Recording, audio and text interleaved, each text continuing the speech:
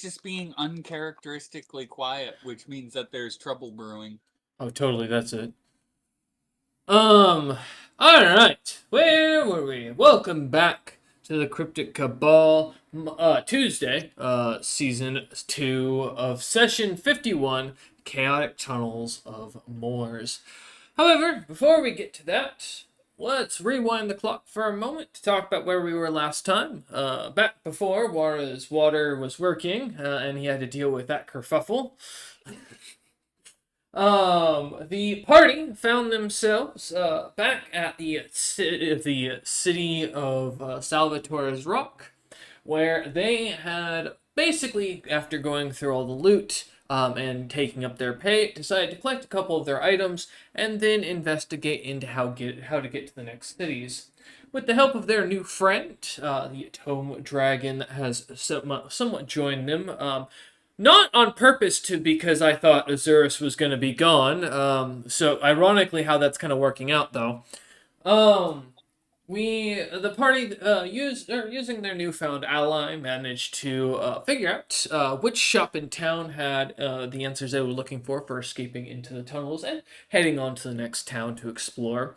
However, as they arrived there to buy a few things and get themselves a wagon, some wolves to pull them, and a general map and route and where to go, and the opening of the tunnels to get down into them. The party was told that it would cost them an arm, a leg, and the blood of a willing individual. Uh, Unfortunately for the townsfolk, Florsnap took this as a challenge, and so did Wara to his own dismay. As the two of them would head out into town, picking a fight with the first individuals they found, in which Florsnap rolled a dice to see what kind of CR he was dealing with. And I got a decent rank of, or he rolled pretty high, giving me a good calculation of what I could use. Unfortunately, this meant that they found some juiced up fat pit fiend brothers, that the only difference between them, like any true Amishmen, was the design of their facial hair. One had a mustache, one a beard, and one mutton chops. So thus, after the party got into a fight with them, mostly Floorsnap signaling that he was hoping to get some body parts off these individuals, would Wara instead roll top of the initiative, charge forth, expecting not an easy fight, but at least a fight that was within his range of abilities. Unfortunately, Warner got a reality check as he learned Moors is much scarier than he's been led to believe. Especially with the townsfolk, if they couldn't handle that apex monster out there, he would be, or it seemed Wara would be rather surprised, given Wara then got punched basically like getting jumped in the 90s by a gang. I'm pretty sure that Wara's gonna have PTSD of Pit Fiends just beating his face, and I'll be honest. It's still great. That still brings a tear to my eye of joy. Uh, After Wara would be knocked down by hands being thrown, Floorsnap would manage to come in to save the day. Although Floorsnap did, for the first time, actually get punched in the face by something, which I'll be honest, that was one of my proudest moments in campaign. Um, However, unfortunately for that poor individual, the three punches he got in, or two punches he got in, was all that was going to be done. As Floorsnap then turned on his blender mode and began destroying them. One by one, they would fall, or rather be launched into the sky, before the last one realized how bad the situation was getting and managed to escape. Not before, of course, the three brothers would kind of split up, with one of them yelling for help as Floorsnap unfortunately allowed one of them to get away for a moment before bringing him back to toss them in the air about a few 100 feet. Um, as of the end of the fight, unfortunately, as Wara would be kicked away, he'd land into he'd be put into a box by Nara, in which Nara would tell the townsfolk about how bad the pit fiends were, trying to sway them from turning against the party just in case, as they had clearly killed Nara's cat. Uh, Wara's corpse reduced to nothing but a dead animal, would actually end up expiring within the box as Flora Snap went to track down the last of the poor pit fiends that managed to escape, never getting to go see his sick grandmother and help her with her day-to-day chores. But as the combat finished and Nara would begin messaging the poor pit fiend to traumatize the individual in the distance, the party managed to gather around Wara, and as he finally expired, Floresnap would whisper within his ear a strange arcane magic that seemed to drag the blood from the pit fiends over towards him. As his body seemed to absorb it, healing the wounds, Wara would pop out, coming out with two little horns sticking out of his head and a bit more of a devilish appearance. However, as the party with Wara's life brought back, Floorsnap would quickly grab one of the arms and legs from the pile of the two now splattered pit fiends in the center of the street. And with the Tome Dragon ally managing to deal with the blood of the willing in the background, the party managed to complete what they needed to continue on their adventure. We returned back about an hour after that as the party kind of waited around town, standing about the shop really, while the female troll. I'm just gonna pull up her name. One moment. Yes, Vesh. Vesh Toll. Man, I'm really original when it comes to these names. Um, as the parties kind of spent the last hour hanging around here, watching the civilians who kind of went past, and watching for the sight of the pit fiend to see if he'd come back or show his face again. The party has now been able to, or has had their wagon brought to them, as Veshtal comes to deliver it, kind of dropping it off in front of you, three or four. No, three, yeah, because Azurus was left back at the inn. I do have to remember that. As you three and scrolling, because no one ever fucking told me where we were going. The last page, Oh, we went to Lust. huh? Thought we were going to Lust. Oh, did you guys finally decide on something, Lust? Oh, you motherfuckers. I thought we decided during session. Did you? Oh, fuck. I forgot to write down. Oh, my God. That's on me. God damn it. I wrote 4 more cities. Oh no. Okay, we could go to the one you wrote. It's fine. No, I've got them all down. No, now we're good. That's the unfortunate part. So as you lot kind of stood there for around an hour, kind of resting, Wara investigating his body better to try and figure out what the hell is going on now, having 2 horns. Last Tome kind of keeping quiet as he seemed to be kind of enthralled in a book that he's reading. The lot of you see as Veshtal kind of comes over with the wagon, kind of jumps off as the 2 stone-like stone creatures shaped like wolves kind of look over at you, their eyes glowing in almost a lava-like coloration, as you can feel the heat kind of emanating from their bodies as they make not a wolfing sound, but almost like 2 rocks kind of grinding against each other sound as they try to communicate. As Veshtal kind of jumps down and looks at you and goes, "All right, this is the wagon. Will get you down. The routes on the map inside, and there should be a simple thing of just showing up, telling the guards that you've got this map." And she kind of walks you over to the back of the wagon and points to it. It's a pretty large display that seems to almost be kind of placed into the bottom of the wagon to allow you to kind of track the entirety of Moors and where you're roughly at, as it shows kind of a small icon of the wagon next to the city of Salvatore's Rock. About what looks to be rather far to the north, you see the palace that you were told about for this territory of Gluttony. Neat. But as she kind of shows you this and goes, "Show this to the guards, and they will let you right through the tunnels, and then you'll be on your own from there." Follow this map will update to show you where you're going, but my advice is it doesn't tell you where the monsters are, so take caution when you go through. Thank you. I imagine we will. She nods at that and goes, "Oh, and I wouldn't recommend coming back here anytime soon. We got word the brothers you killed. Well, their grandfather has put a hit out on you, so I would skip town quite rather quickly if I were you." Just kind of nod and hop on my scythe. The last tome kind of climbs up into the wagon and kind of goes up to the reins and looks at the rest of you and goes, "Let's get in and let's move." Yeah, I'll clamber into the wagon. Okay. I hoist Azurus's comatose form into the back of the wagon. Oh, that's right. Yeah, you guys did take Azurus's comatose form with you. I forgot about that.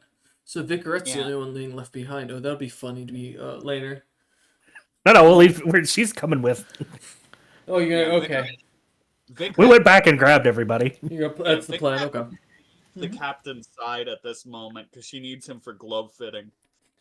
Oh my. And if I can, I am also stealing parts of his hair now that he's comatose. He's an elemental. It's worth something. It could be. Yeah. As you look, kind of get in.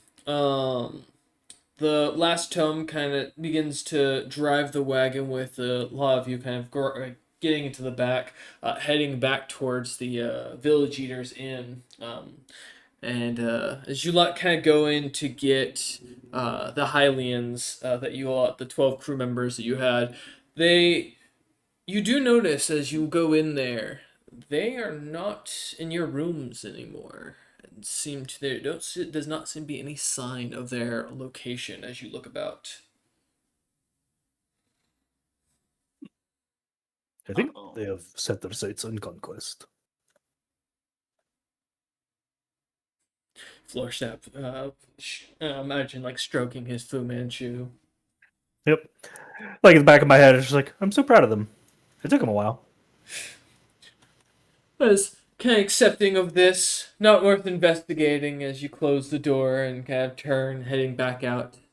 Vicarette and Azurus in the back as Vicarette continues working away at her on her gloves as she kind of huddles over the captain, not defensively, but more of in a way of harvesting pieces of him that he clearly won't notice, like little bits of nail here and there, some loose skin, hair, anything to study and make into a trinket if possible. Yeah. As you lot kind of get on once more. Or if I need to summon him for some reason. Exactly. The last thought kind of brings the wagon around one last time and turns back and goes, "All right. Is there anywhere else we want to stop off before we go into the tunnels? For once we're in, it'll be hard to turn back around." No, fuck this place. Looks to Nara. I look genuinely surprised at the moment that I'm being looked to for input. I'm like, and then I say, I just shrug. I don't care. Okay. He looks over at Wara. I'm a cat in a box. You are not a cat in a box anymore. You got out of the box at the end of last session. No, I didn't. I stayed in the box. That's right. Nara never got you out of the box. Oh, Yeah. one moment. The box Nephew, is opened, so It you is can get because it's got holes in it, so you can hear everything.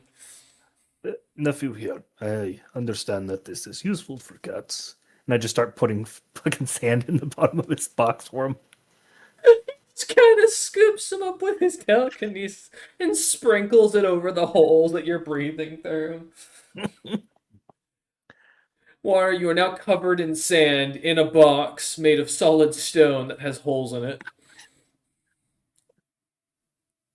Staying in box. it is transparent, so don't do anything weird. Oh, that's Like, there's- true. I forgot about that. You did make it transparent, so you can actually see everything too. You're getting cooked in there, my god. As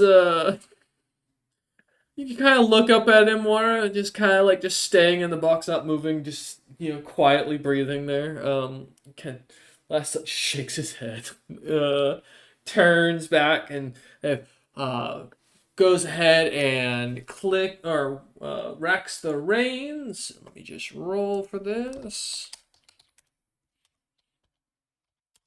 Shockingly, okay, not bad. As the reins click, the wolves begin to pull and the wagon starts to move. What is that, Wara? Middle finger. Oh, okay. I thought you were showing us plumber's crack for a second. All right. As you kind of head off out of town, it's surprisingly rather relaxed in town. The town itself seems to be overall going about its business, given what you guys just kind of put it through only an hour or so ago. The I mean, it is hell. It's true. That's true. As you guys find yourself slowly heading out of the city itself and onto what looks to be not a road per se, but a section of sand that is slightly about 30 feet wide, lightly colored, in almost like a pathway. And as you watch sand kind of flow over, it seems to kind of change into this lighter color, and as it flows away, it seems to return back as you recognize a minor illusionary spell. It seems to be some sort of pathway-like spell marker, or fair marker. But as you kind of continue through, you watch as the last page kind of takes you along this path. It's another 2 or 3 hours before you finally reach your destination. And there is nothing but sand, and some more sand dunes. It is absolutely dead out there until you finally find yourselves only about 20 feet from the entrance down into the tunnels as the wagon suddenly starts to tilt downwards and the dogs disappear into the ground as the whole wagon seems to dive like it's going under the water, as the illusionary spell seems to kind of envelop and pass by you lot as you lot pass through.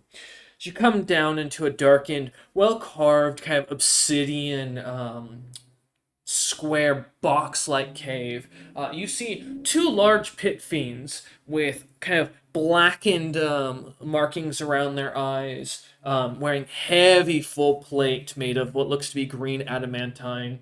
Both of them holding what looks to be long glaives of sorts with smaller, what looks to be short swords on their hips, as both of them kind of hold up their glaives to block your path as you see the very beautiful bronze carved gate that seems to be intricately carved with different symbols that, as you look at, seem to almost coincide with the four seasons of the world themselves, as you see the different seasonal gods kind of displayed on each of the main four bars. And as one of the guards kind of walks over, seeing as the cart comes to a stop, he looks up at the last thought, who shakes his head and points inside the wagon. And the guard kind of slowly meanders to the back of the wagon and points his glaive in to kind of push open the back of the wagon's flaps. Looks in at Nara, nods. Looks over at Floorsnap, nods. And steps up onto the back of the wagon as you can feel the weight of it kind of push down as he looks in and sees Wara and kind of nods and kind of looks at the map and looks back up at Floorsnap and Nara and kind of goes, "An infernal. What's your business here and where'd you get this?" I just give him the, what's that, Sonny? Looks over at Nara and kind of see if she understands what he's saying. I don't speak infernal. He's fucking speaking gibberish at me. Goodagata. Bibbidi bobbidi. It takes a second and looks between the two of you. Yeah, I speak fucking draconic and common only. Kind of starts to speak in celestial. It looks between the two of you and see if either of you understand. Recognizing at least that he's speaking a different language now, I will speak up first in draconic. Okay. What about this one? He looks at you and shrugs his shoulders and And says then I try something in Infernal. I say I, something in common. I And reply in Celestial. I understood you the first time. you see him kind of look over at the box, the crystal box, and kind of go, in Celestial, you are dead? In hell? In Infernal, I reply, no, I'm a cat in a box. Leave me alone.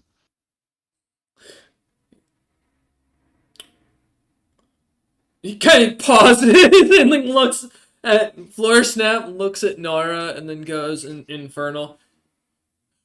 Oh, you're part of the. He nods suddenly. Goes part of the Corsairs that are going to meet with the Lady of Lust. Understood. My apologies. Kind of comes, he jumps off the back as the wagon kind of suddenly bounces up slightly and gives a loud whistle as the other guard kind of looks over in confusion slightly as the last thought kind of has the two front flaps open as you look over, and the guard at the gate just kind of gives a nod, a little look of weird confusion on his face still, but as he pulls down this ornate platinum switch, the bronze gate begins to open up, grinding as it does. Takes a few uncomfortable moments as the entirety of the ground starts to rumble, but once these spikes are finally down and into the ground, the last thought kind of starts to go through the gates and brings you into the beautifully carved obsidian tunnels of the intricate giant donut, as some have started to call it. As you lot begin to head further and further down this tunnel, the gate getting further away as you do, you can hear the rumbling as it seems to return back. And in Infernal, not very quiet, you hear the two guards go, Wara, I didn't know that you could put a cat in a box and that would be a sex thing. And the other go, I don't know how they're going to put that in her, but I'm curious to watch it later. As you lot continue Or on. ram it. Oh man. No comment. Just for brevity's sake, is today a new day or is it the same day that we murdered those dudes? Technically, it is only 2 hours since you murdered those dudes. Awesome. Okay. Well, I need to know how much stone shape I have, and the answer is none. correct. As you lot start kind of heading down into the tunnels, he kind of comes to, rides through the very ornate designs of hellish portraits of different leaders, rulers, powerful individuals, influential individuals. Kind of carved on the walls are different acts of greatness kind of shown in each section of the column, or each section of the tunnels, until the last page brings you to what looks to be a literal sport, or is it, trying to remember the term for it here. Is it spork in the road? No. Fucking, what's the term for the center of a wagon wheel? The little like wood things? No. No. It's an engineering term. It's like the little wood things that like keep the wheel round and such that they put. Oops. Spokes. What? Yes, thank you. The almost like a bespoke or a spoked kind of stop, as you see multiple pathways and a singular sign in the center that seems to in Infernal read the different cities that it points to for the different tunnels and how far they roughly are by day's travel. Around this little kind of stopping point, there looks to be a bunch of benches, a couple of merchants selling foods, small goods, random magic items, and merchandise. And as you look about, it looks to almost be like a small town of adventurers and travelers that seem to have kind of set up at one of the major corridors here. No worries for a second. We can take a quick 2-minute breather here real quick while the DM grabs some water. I thought you would be happy to know that you have No, really power wherein you can hit the resonant frequency of a can of Dr. Pepper. I'm just perfectly. thinking you're crazy. That's what I'm thinking. We're talking Alright, about inner time to- thoughts. No. I do not want to hear your inner thoughts either. All right. Trying to give Oh, Royce a complex that he carries for the rest of his life. God. I don't get paid. For those who watch this, I don't get paid to do this D&D group, so just remember that. Alright, where Wait, we're was I? supposed to pay you? Yeah, well, No. I have some players who do. That's actually pretty cool. Where was I? Where was I? Why do you think I don't care about your guys' campaigns nearly as much? We were at the hub spoke wheel dowel rod wood spoke of the Oh, yes, place. I saw it. The spoke point trading point. Yes. As you lot come to this major like point of travel, seeing all these vast merchants, devils, individual creatures from all different eras and ages, kind of walking about. Many of them dressed in strange-looking gear that seems to mimic much of the fauna and flora of this dimension, if you will. The As you kind of head over, the last thought kind of comes to a stop over, or last page. The last thought, that'd be much scarier.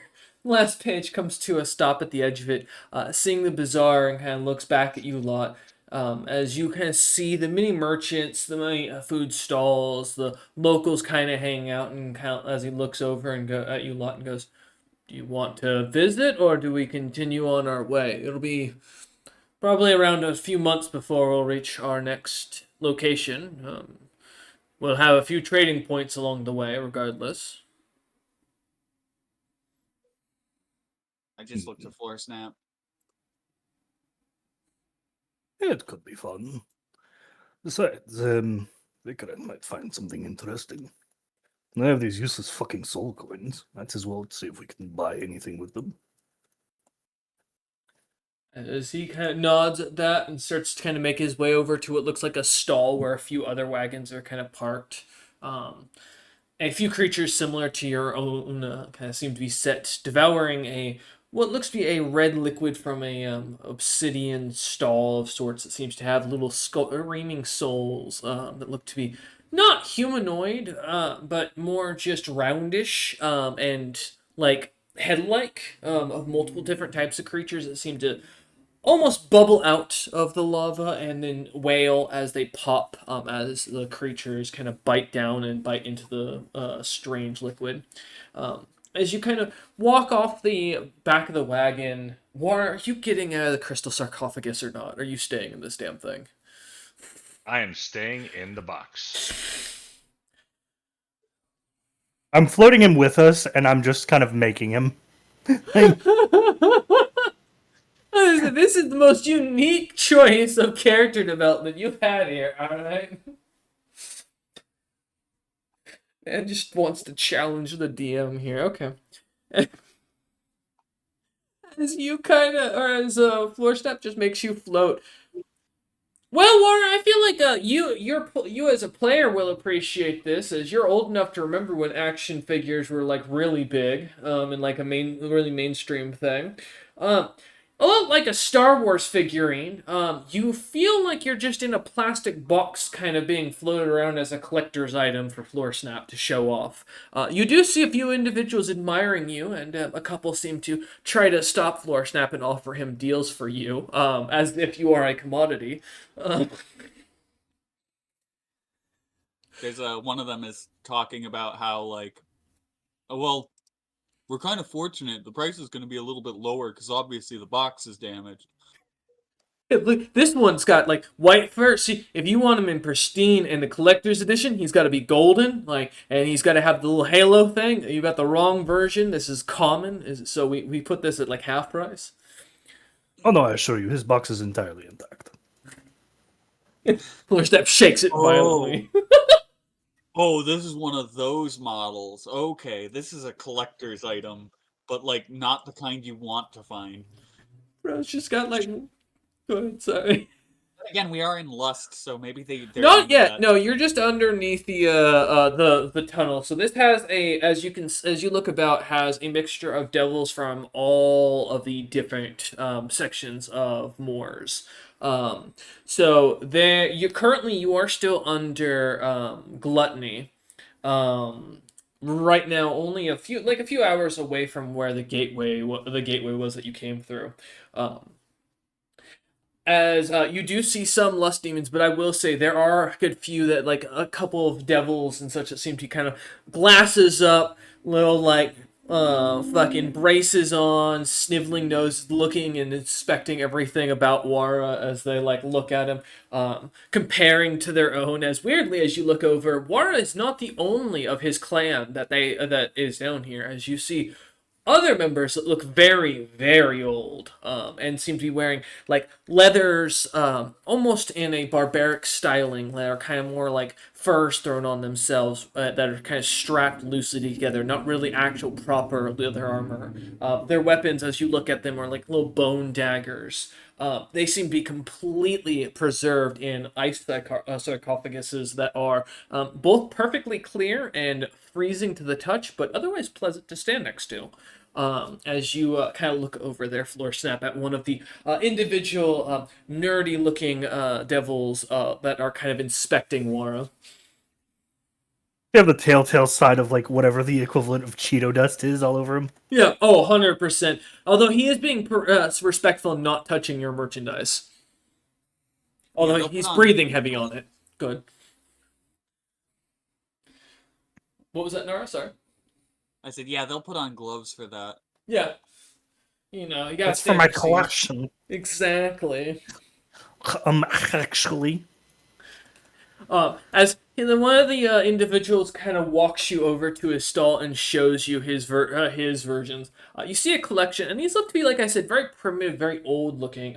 Actually, floor snap specifically, because I can't think of a reason Nara would know this or Wara would know this outright. So, floor snap, give me a knowledge, either history or knowledge nature. History is all you get, because that's all I've paid attention to. That's fair. He knows all the history books. I'm in the history books, goddammit. I know them because I wrote them. I lived them. Oh, He well. built them. Yeah, they were back when they were made out of stone or bone. Exactly. Would you roll? So, 36. 36, not bad, not bad. Looking these individuals over, there is something that does strike your attention. These are not like Wara specifically. These are a older group called the Ferime Tire, or Fierce Might in common. They are, well, to what you actually know, Floorsnap, having lived through it, one of the clans that got their asses kicked on the main continent of what Cryptic was before it became what it is now today, because of course the continents grow and change their shape and such.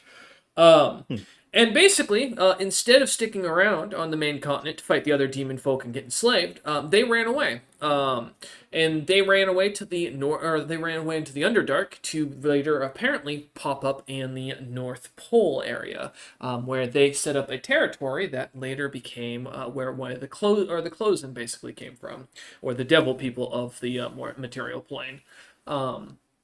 As you kind of recognize these individuals, they are almost identical to the clan or the appearance of that demon clan, given their age and their primitive materials. They're probably the most preserved individuals beside yourself from that era. And correct me if I'm wrong. They likely have ties to the old tongues. Correct. They would know how to use sacrifice magic, which your people you taught this. Your people taught that ritual, but they had a way of doing it in a lot faster, and a way to enhance their physical abilities.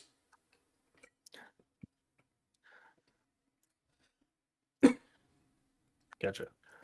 Yeah, I like kind of motion over at a page and say, "Look, a living fossil." Besides me, of course. He nods. So, young man, I turned to like the fucking nerd. Mm-hmm. What is your asking price? As you turn to look at him, he's like breathing heavily over Wara. His cheeks are slightly red. He is slightly aroused looking as he's staring at Wara in the eyes. Um, he looks In up at Infernal, I speak up really quickly. Quit fogging up the glass! jumps back, hand on his chest as he kind of leans back away from you and goes, "It's alive!" Of course. What kind of filthy pedestrian would keep a specimen not intact? Yeah, but they're usually put in preservation. You don't snap or bite you or cast weird magics on you. God damn. It gave me a heart attack as he looks up at the creature. Or looks up at Wara. And then looks over at you and goes, what was your, oh yes, right, yes, asking price? Well, a specimen such as these, and he points to the three he has, one that looks to be a very massive male. He stands about 15 feet in height, almost as wide. And you know the lion from the second Madagascar movie when they land on like New Zealand and shit that like pumps out his muscles? I think his name's like Jumbo or something. That's basically what you see standing in front of you as you look up. This dude is jacked. Looks like he has never missed a day of eating, and eats nothing but mammoth for dinner. Dude is massive. He looks on the back of his back, seems to be a very large, not metallic blade as you take a look at it. It is a femur of what you probably guess to be a very large creature that has been carved and whittled into a very serrated and brutal looking greatsword on his back. The furs he kind of wears looks to be of a mix of feathers and what looks to be like draconic scales, although Nara would immediately recognize these as hydra scales, not dragon scales. The other two, as you look back, are one looks to be a very small male that's about 3 feet in height. You'd guess him to be probably about half of maybe an adult's age, so maybe 10-ish, 8-ish, depending on your perspective on that, roughly in that age group. It's hard to tell given the primitiveness of it. Could also be just a male with dwarfism, to be honest. And then a female looks to be about 6 foot-ish, though her eyes look to be glimmering with this strange, almost bluish gemstone like coloration to them, as there is no eyeball there. The rest of her looks to be covered in very thin leathers, and her hands seem to be very, very bruised and swollen, kind of giving you the idea that this is an individual who fights with their hands.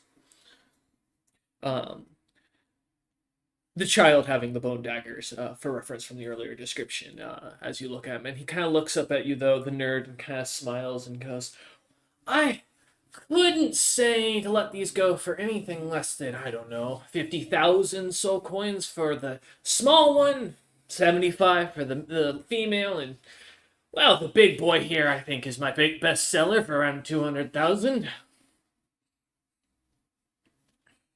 If it's your best seller, why do you still have it?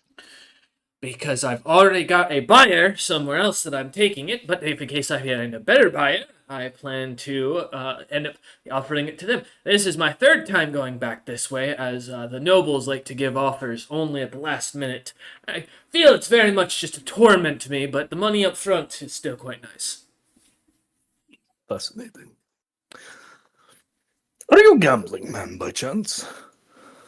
I can be. What do you have in mind? I'll wager you my soul coin.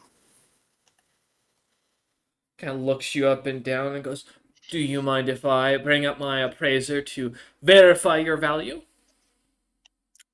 I'm an ancient slod. That's all good and kind of you, but I can't confirm that without my personal appraiser. It'll only take me a moment here. As he turns and starts kind of digging into a large crate, throws a cup like a giant gold sword that seems to glimmer with ancient runes off to the side. Tosses some weird contraption that looks to be a bear trap, but it's really small and seems to have like a very intricate leather bag thing that pulls something. Best guess is that's either a finger snapper or, there's always got to be a process for making eunuchs. There's, It's just a dick puller.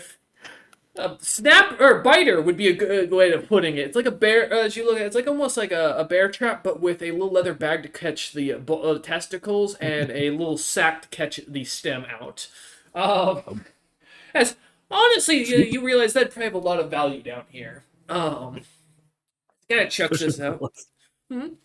Especially if you're going to lust. Yeah, exactly, right? You know, it could be his personal contraption. Who knows? Maybe that's his cock ring. We don't know. Don't worry, we're past the first 5 minutes. I can say whatever I want. Dun, dun, dun, dun. So yeah, as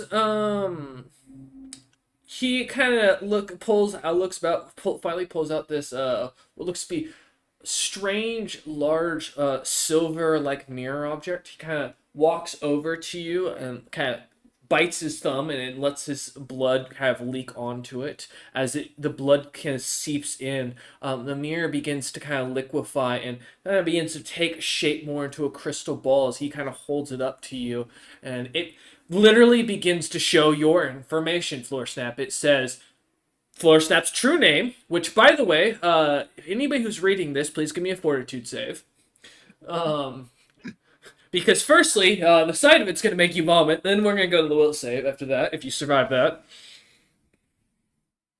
No one? Perfect. Smart. All right. It's written in Infernal. I don't speak that. Well, my No, it is not. true name is written in god awful.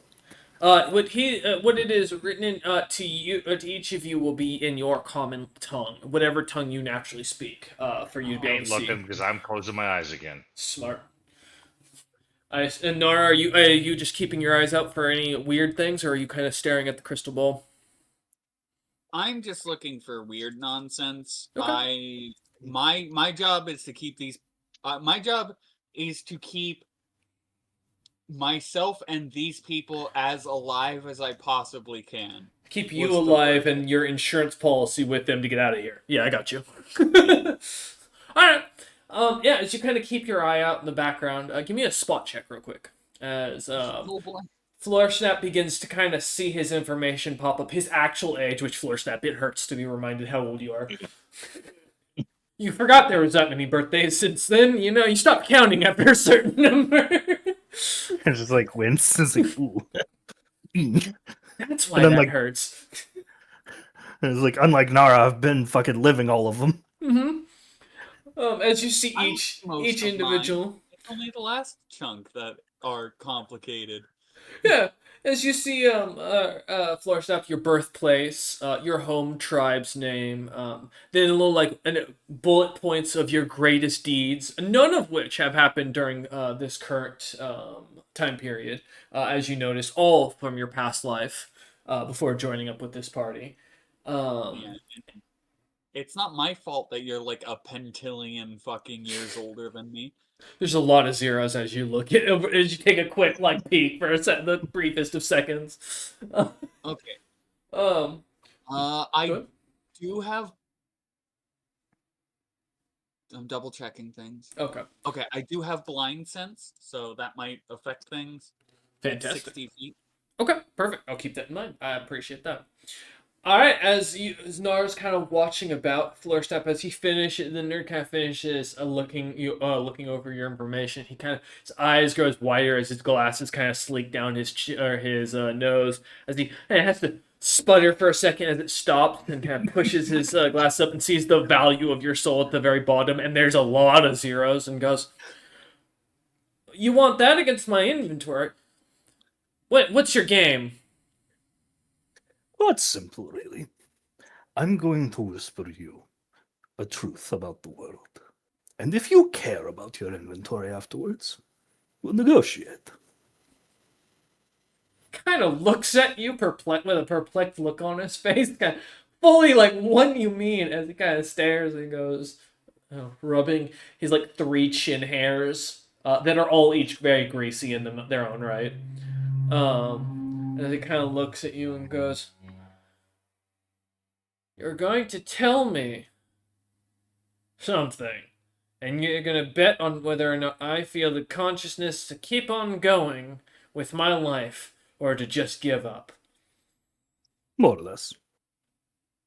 You realize how blindly that sounds like you have something up your sleeve to easily manipulate the situation to your winnings. But I will not deny the value of your soul makes it worth. I could buy myself a kingdom with that. Hell, I could get out of Moors with that. I could renew my collecting. I put All, my fingers in my ear. all those elderly men will be mine again.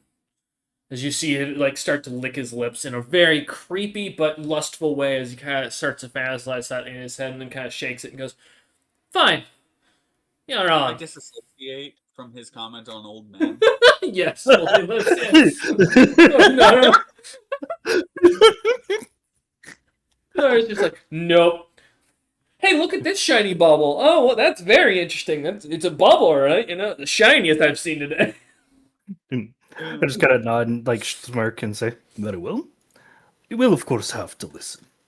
Won't do to just close your ears."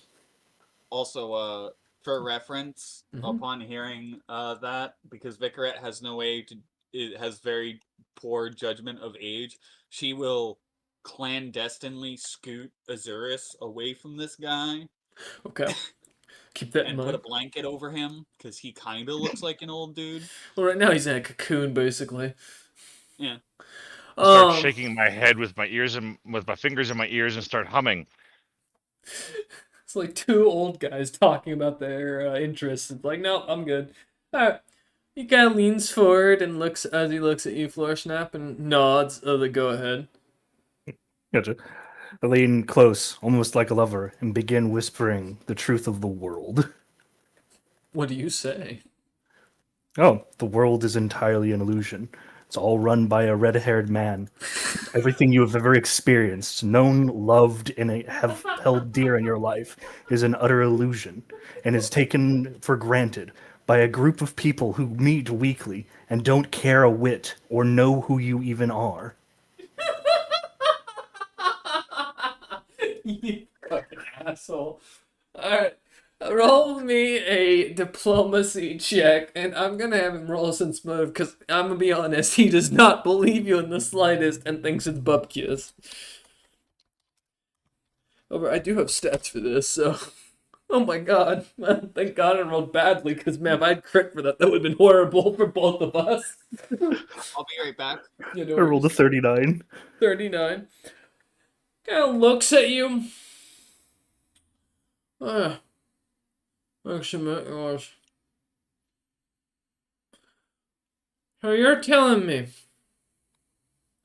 there's someone out in the world that exists that just doesn't care about my existence. So then I don't have to care about my existence. So I should just go on existing how I want to. More or less. Everything you experience after we leave won't exist. It takes it. So, like a storybook character, when the farmers are no longer on the in the drawings, they no longer exist. No, the time kind of stands still for them, is what you're saying. Yes? He nods and goes, "Fascinating. So I'm gonna double my prices so I can go live with my little short existence. Then I think before things go to hell, in the greatest way I can." Go out. You see that guy over there? Go fuck his wife. Like, who cares? Looks down and goes, "Oh, you mean Jim? No, that's on Tuesdays." Yeah. Why wait? There won't be a Tuesday. He nods at that. Yes. It's an interesting proposition. I'm not saying you're not wrong. I mean, these things called laws exist for some weird reason, and there are things gods have been killed by demons, supposedly. I'd believe it that there was one god beyond all of them that just didn't care, that basically decided our fates from the get-go. I could see it. gives a nod at that and goes, I'm not changing my prices. I'm not giving up on selling these creatures. And looks at you and goes, and you know what? Your soul won't matter if you come with me, so you don't lose anything anyways. As he gives you a stern look and smiles, kind of crossing his arms across his chest like he's the proud nerd he is, to sit like he just won a debate basically. I go, I think you haven't fully realized the breadth of this situation. And I whisper madness into his fucking ears with just dark speech at this point. Oh my god, yeah, you're just evil. Okay. I was like, yeah, fuck this guy.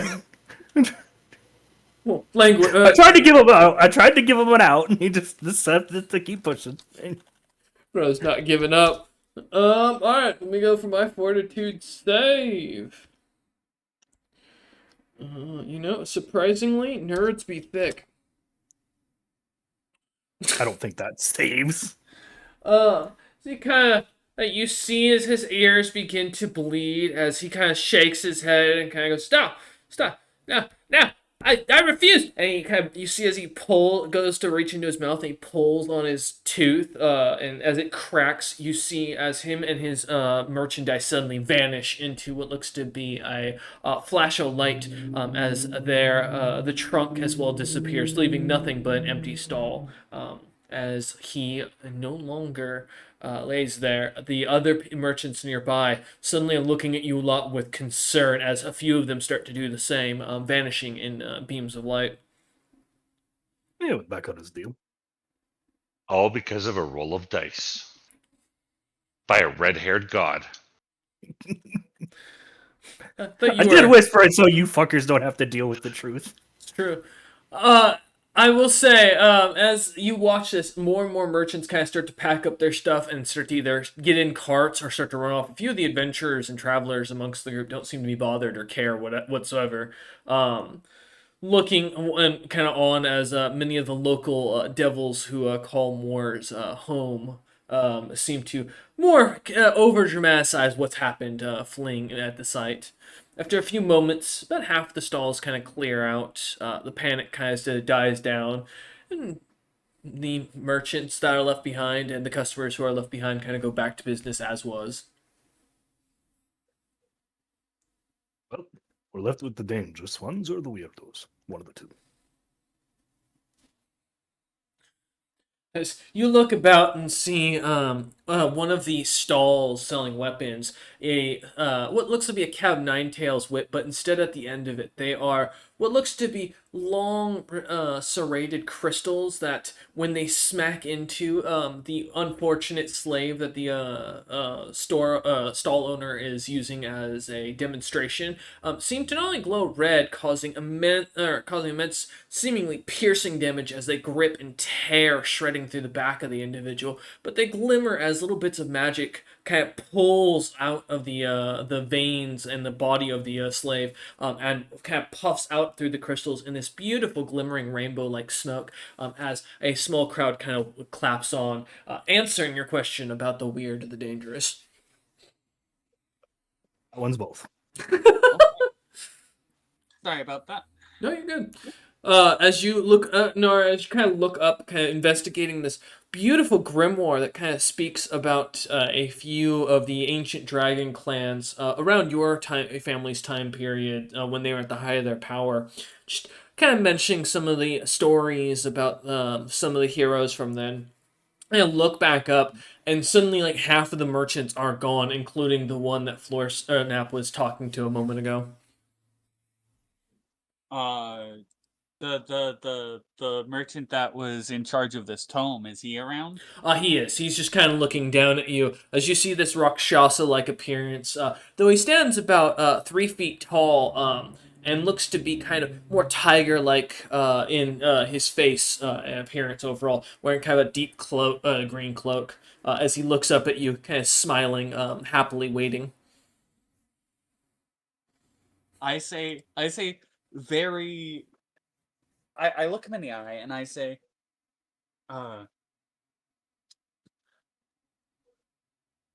How much for the book? Ah! In Draconic. He looks up and in Draconic goes, one of the young scales. I'm great to have your business. One of your scales would be more than enough for the book if you have it. Or if you're fresh dead, a single gemstone coin is always accepted. They're beautiful, and I do like collecting them. As he rubs his hands quite quickly as he talks. I wanna send a message to the group to see if they have one of the gemstone coins. Theatrically flip one over. Fleur Snap's looking and investigating amongst the stalls to see which people look weird, which ones look dangerous, and which ones are both. Floating in the back of his mind, a gemstone, or back of his head, a gemstone about as it kind of sails over. Yep, I'll pay him with the coin because I ain't giving any demons my scales. I know what that does. Yeah, I don't, but I'm gonna pretend I do. Yeah, no, that's fair. He takes it, and you see as immediately as he jumps up to grab it from your hand, he swallows it whole and just looks up at you with a devious look in his eyes as he smiles and licks his lips and goes, "Pleasure doing business with you." I give him a theatrical bow, which is to say, basically like an indeed this was fun, and then I'm gonna depart with my new book. Yeah. Feel free to add a grimoire of the Plefex era to your inventory. Or Playfex. Yeah. That guy is also if he had goofy. asked for some a ridiculous amount, I was gonna be like, look, we can either cut this down to a price I can afford, or you can hash out the price with that guy and point at Floor Snap was my plan, but he gave a reasonable price, so. Guy has more books, it's just stacks and stacks of books on the stall, as you kind of walk away looking back at it. He's kind of weird as you watch him, kind of watching the others. As you see the sign above it, it reads, the Meijing Emporium, which I'm happy that you waited you walked away right after our observer had left because this was something that would have helped his character on another campaign. But yes, as you kind of walk away back over to Floor Snap, kind of observing Wara, still eyes closed, ears plugged. A couple of the stalls are starting to kind of be filled in as some more merchants start to kind of walk or come back over from the tunnels. As this place is popular, I mean, there's about near 100 people kind of moving in and out as you're looking about, with nearly about 30 stalls. So, yeah, I'm not gonna lie, I'm gonna flip to the end of the book almost immediately out of morbid curiosity because to my knowledge, I got ejected from reality before my clan completely fell. mm-hmm. I just happen to know that they fell because I have the staff now. So You're gonna hate me for this, Nara. So I flipped to the end and want to read what happened. Around the point about 2 years before you got yoinked out, it reads, and the next grimoire will go over the fall of the grand and glorious clan of Copper, Bronze, and so many more. Mm. You just get hit with next time on Dragon Ball Z. Hey, shut up. Maybe. I just start yelling about a red-haired man. I'm gonna Yes. I'm gonna check what era the book was written in because that will give me a time frame. But before you answer that, I have to go check and make sure my roommate is still alive. I'll be right back. That's not good. Here, we'll take a quick 5-minute break. Alright. That was funny. Yeah, so as you look through, it does read, the era that this book comes from is the genocide of the clans of Sly, Crue, Cafe, Aiko, Criella, and Brock. Basically, about a few thousand years before or sorry, a few hundred years before you would have left, basically, from what you can tell. It would. This is the same era right before the massive war that your family would gain fame in, and would end up involved in, which is the Southern Draconic Unification, having to deal with the dominance of Clan Urahe and their attempt to take over the entirety of the metallic dragons. Mm. All right. Yeah. God damn it. Despite it all, I feel a little bit more at peace with my family at this point. Mhm. I still have zero clue as to what time frame that puts us in when I get back to the not Moore's worldness. Well, Fortunately, we can't help you much on that either. as you look Yeah. at the, if you as you kind of flip back to the front of the book, you do see that the book is part of a 3-book collection. The first book, as you read, as it does talk about the preflex, the second reads the fall of the entirety of the Southern Draconic Unification. Mm. And book 3, as you read it, goes into the Three Breaths War, which you have never heard of. Okay. Yeah, I just kind of like stare at this for a long moment, and then I'll tuck this away for later, Mhm. because I need to read it. Yeah. As you guys look about though the rest of the shops, there's a few bookshops. Like I said, the Meijing Emporium, being the one that Nara just walked away from. A couple others that look to kind of be slotted about with not really many signs kind of posted, more just tents or tarps with stalls kind of set up in front of them, and just items kind of set out. You do see wondrous items, random knickknacks, materials, alchemy goods, magic items of all sorts. There's quite a variety as you guys kind of walk up and down the stalls. Are you looking for anything in particular, or are you just kind of shopping for anything that looks interesting or catches your eye?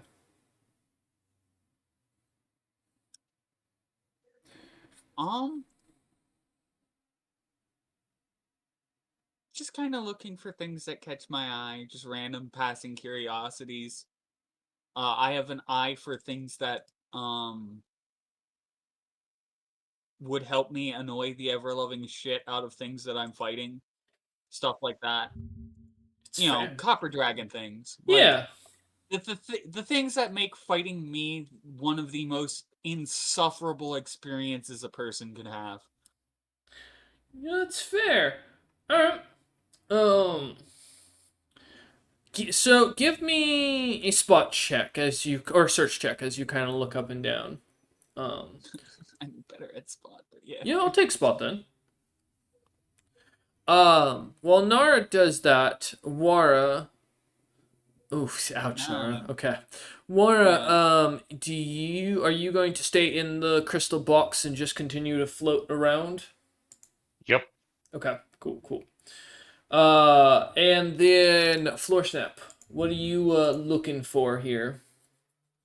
I'm probably gonna go strike up a little conversation with Some like Sasha. Oh, okay. Yeah. Yeah, I have a sudden interest in Fey lore all of a sudden. Yeah, This as man you in his backwards hands. All right. As you kind of stop over, the rest of the party kind of following you as the unofficial kind of first mate to Azurus at this point. Not because you've been given the title, but because of the fact that everyone kind of defaults to listening to you when Azurus isn't around. Snark kind of watches about catching the eye of one of the smiths down at the end. Nar, you do see a couple of unique items that all look to be glimmering with magic that you just kind of take note to want to stop next to that before you leave. As you see the smith looks surprisingly draconic, and as you catch the eye of them from the dragon lore this individual is a song dragon, which means they are old, most likely, and they don't just look pure song dragon, as there's something mixed in there. They're kind of small, so it could be anything, but the fact that it's an old song dragon tells you that this individual is from probably the original founding of the Dragon Nations. Oh. Given how long it takes for dragons to show their physical age, for reference.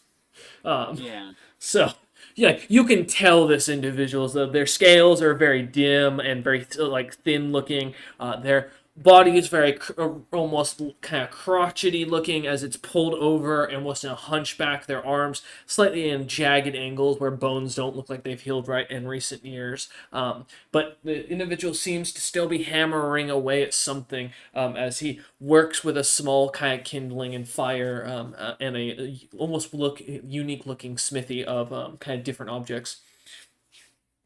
Yeah. I think Vicaret would also kind of like watch what he's doing with interest. Mm-hmm. Perfect. As you, though, as Florstep kind of leads you lot over towards the Meijing Emporium, the little dwarf-looking tiger man kind of behind the table that's way too tall for him as he kind of stands on his chair and looks over the many books that he's kind of got set out, one of which he's got cracked open that he was reading, and pulls off his glasses and puts it down, kind of starts rubbing his hands as he looks at you, Florsnap, and goes, "And how may I help one of the many very rare Buffoni folk?" Well, I seem to be regressing towards a different ancestry, and I find myself interested in matters of the Fae.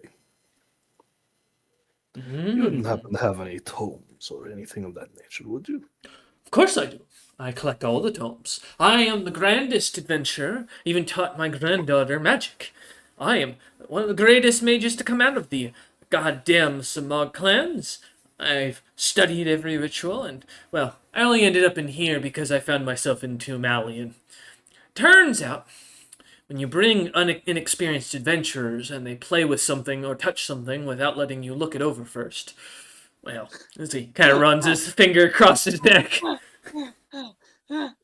So, but yes, before I died, I was quite knowledgeable, and I've collected and written my own books. So he pulls out like a set of 5 books and goes, 2 of these are mine, personally, from my investigations into the Fae and their magics. I was quite curious about how it worked, but I could never comprehend it personally, as I looked into many of it, read it, even spoke with many of the experts on the subject. As he kind of flips it and cites a couple that you recognize a few names, one being Vitra, one being Zilpip, kind of on throughout there, as he flips to that and smiles and goes, "But still, to this day, the Fae's magic, well, I recorded what I knew and left it in my writings for those who might know more than I do. It's beyond my comprehension. As far as the courts, as he taps the other 3 books, these are on the Major 4. This one's on the Major 4 season courts and their histories. These are on the 12 other courts and their whole histories. And this last one is on the experiences of the religious, the beast folk, and the royal nobles' wars. A personal favorite and high seller for many who are of the gluttonous and wrath ring or portions of the ring these days, as I've been told. They each go right now for a single one of those gemstone coins that your friend had, as he rubs his hands very greedily." You wouldn't happen to have anything more heretical, would you? Say, involving a fabled 5th? Kind of rubs his face a little bit, or his chin a little bit, and kind of looks at you and goes, "I had some records," as he flips the page in one of his, or another book that he kind of pulls off to the side from out underneath a huge pile of books. Yeah, leans it in front of you and goes, "Then I did look into some beliefs that there was another god during the Age of Fae. Now, I'm not saying there was. I'm just saying that there was a possibility. They were a clan of individuals who did not rise to godhood, is what I found. Now, here's the controversial part. Most people believe that the individuals would die or would rise to godhood as one of the seasonal gods. I do not think that's correct. I think that's a misinterpretation. I think they gained the power of the gods and rose in the clouded age afterwards. My hypothesis, as he kind of flips the page, is broken down here as he shows you a diagram, and you see the symbol of Orcusai kind of designed into it with the many points and such to it. Kind kind of, or pointing arrows to it, kind of noting like what the symbolism means from his beliefs. As he kind of flips the page again and goes, "Here's what I found. There was 13 champions at one point when they were at their strongest." As he kind of flips through and you see a list of interesting names that kind of catch your eye for a moment, Floor Snap, as you don't recognize any of them, which worries you, as most of the predominant people in the older histories you have a general knowledge of, given your, advanced age. And she kind of flips through again and goes, "This will kind of go into the beliefs and those who followed. There are some beast folk that vanished following them, and I'm not saying that they're what became some of the individuals from the Deep Dark, but there's a lot to connect it, and I do have my theories written in here. If you'd like as he kind of closes the journal, if you'd like this book, I'd say 3 of those gemstone coins would be a fair price for it. It is a personal research of mine and what I'd found, not something I've published to the public, and not complete, only my ideas and the information I recorded." Really what? I start pulling out thousands of gemstone coins and just stacking them up in front of him, trying to rise his avarice, and says, "Why settle for second-hand information when I could hire you as a tutor?" Kind of looks at you and goes, "I haven't been a tutor since my son took the throne and my granddaughter was training to be his heir. She was a rambunctious student, not quite easily taught, but very interested in the arts, very interested in the magics. You, sir, are much older than what she was, and I can't imagine the education process would be easy on you." Life is nothing but challenges. Yeah. Besides, my greed is not for coin or anything pedestrian. It's for power. Cat eyes the coins and looks back at you again and goes, "I mean, if honestly, mister, I'm just trying to give you some kind advice here. I'm happy to give you what I know and teach you what I can, but I can't promise you're going to absorb everything I teach." Well, we have a long road.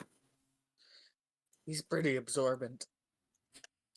He nods at that and goes, "Well, I can pack up my bookstall. I mean, I was going to head to the next town anyways to try and sell more of my items, especially since someone chased off half the merchants. Kind of looks at the coins again and admires it and goes, I mean, I guess," as he kind of takes a second, goes, "I guess I could. Yeah, I mean, it would be a lot for me, but this is a lot of coin." "All right, fine." He kind of holds his hand out and goes, "Well, you can call me Long Spear. Even though most people knew me as Short Quill when I was alive, nowadays I fight with my walking stick. And so I feel it's more appropriate to go by the moniker that makes sense," as he kind of points to a very intricately carved and very necromantic looking blackened piece of wood behind him that has a couple of green emeralds kind of glimmering within it.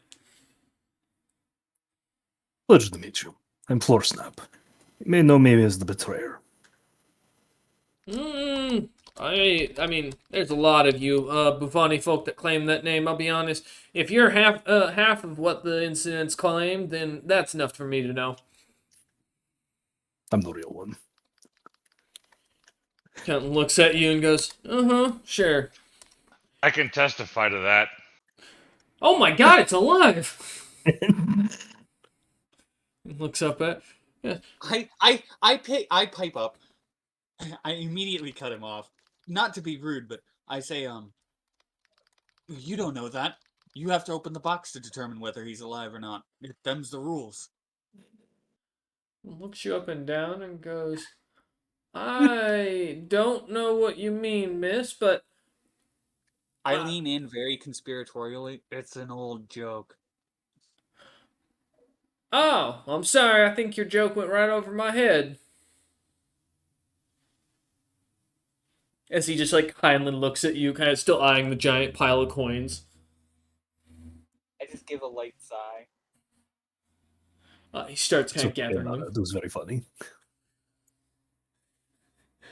I smile. I like it when people get my jokes. So he starts kind of like shoving, grabbing books and putting them into like cases or into trunks, and disappearing into little, what looks to be large pocket dimensions, if you will, similar to a bag of holding, but seemingly a lot deeper as you watch him put more and more of these books in there. Kind of takes the coin, puts it into a small bag of holding on his hip. As he kind of closes up his stand, leaving the table there as he gathers up the trunk, putting it onto his little cart that he drags with him behind, right behind him, and he goes, "Okay, so where are we going?" Right now, Grand City of Lust. He nods and goes, "Well, I'll meet if I'll go with your friend here, and we'll prep your wagon then and get ready for heading out then." As he looks over at the last page. Sounds fantastic.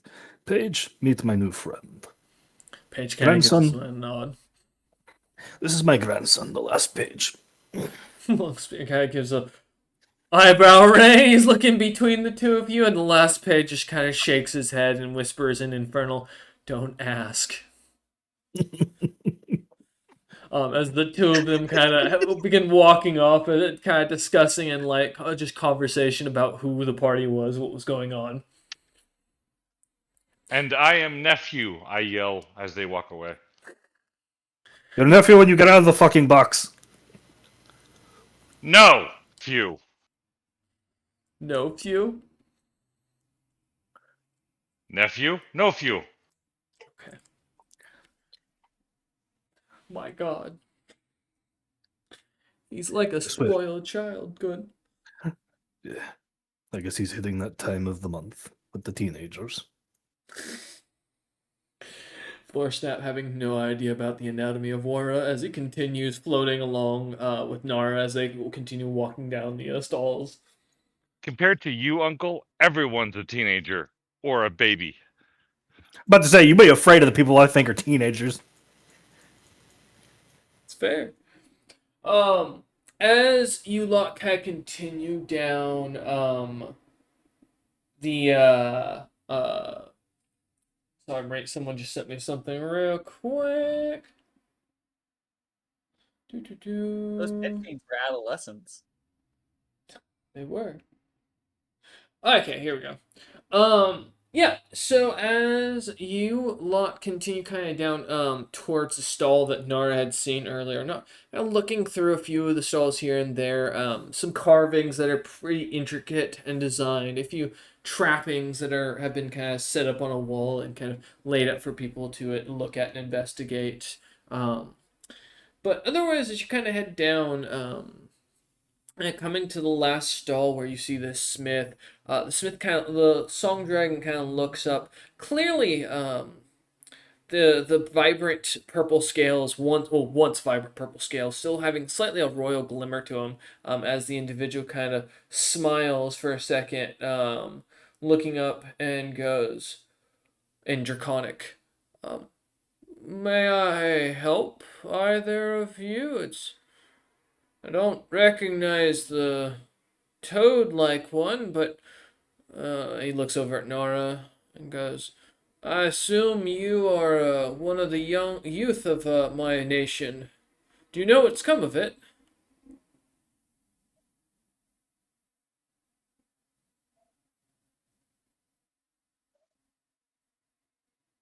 I'm sorry? He looks at Nara and goes, "My nation. Do you know what's come of it?" I'm gonna look at this person who is asking me. This song dragon, as you look down at him, like, very, very elderly looking one. I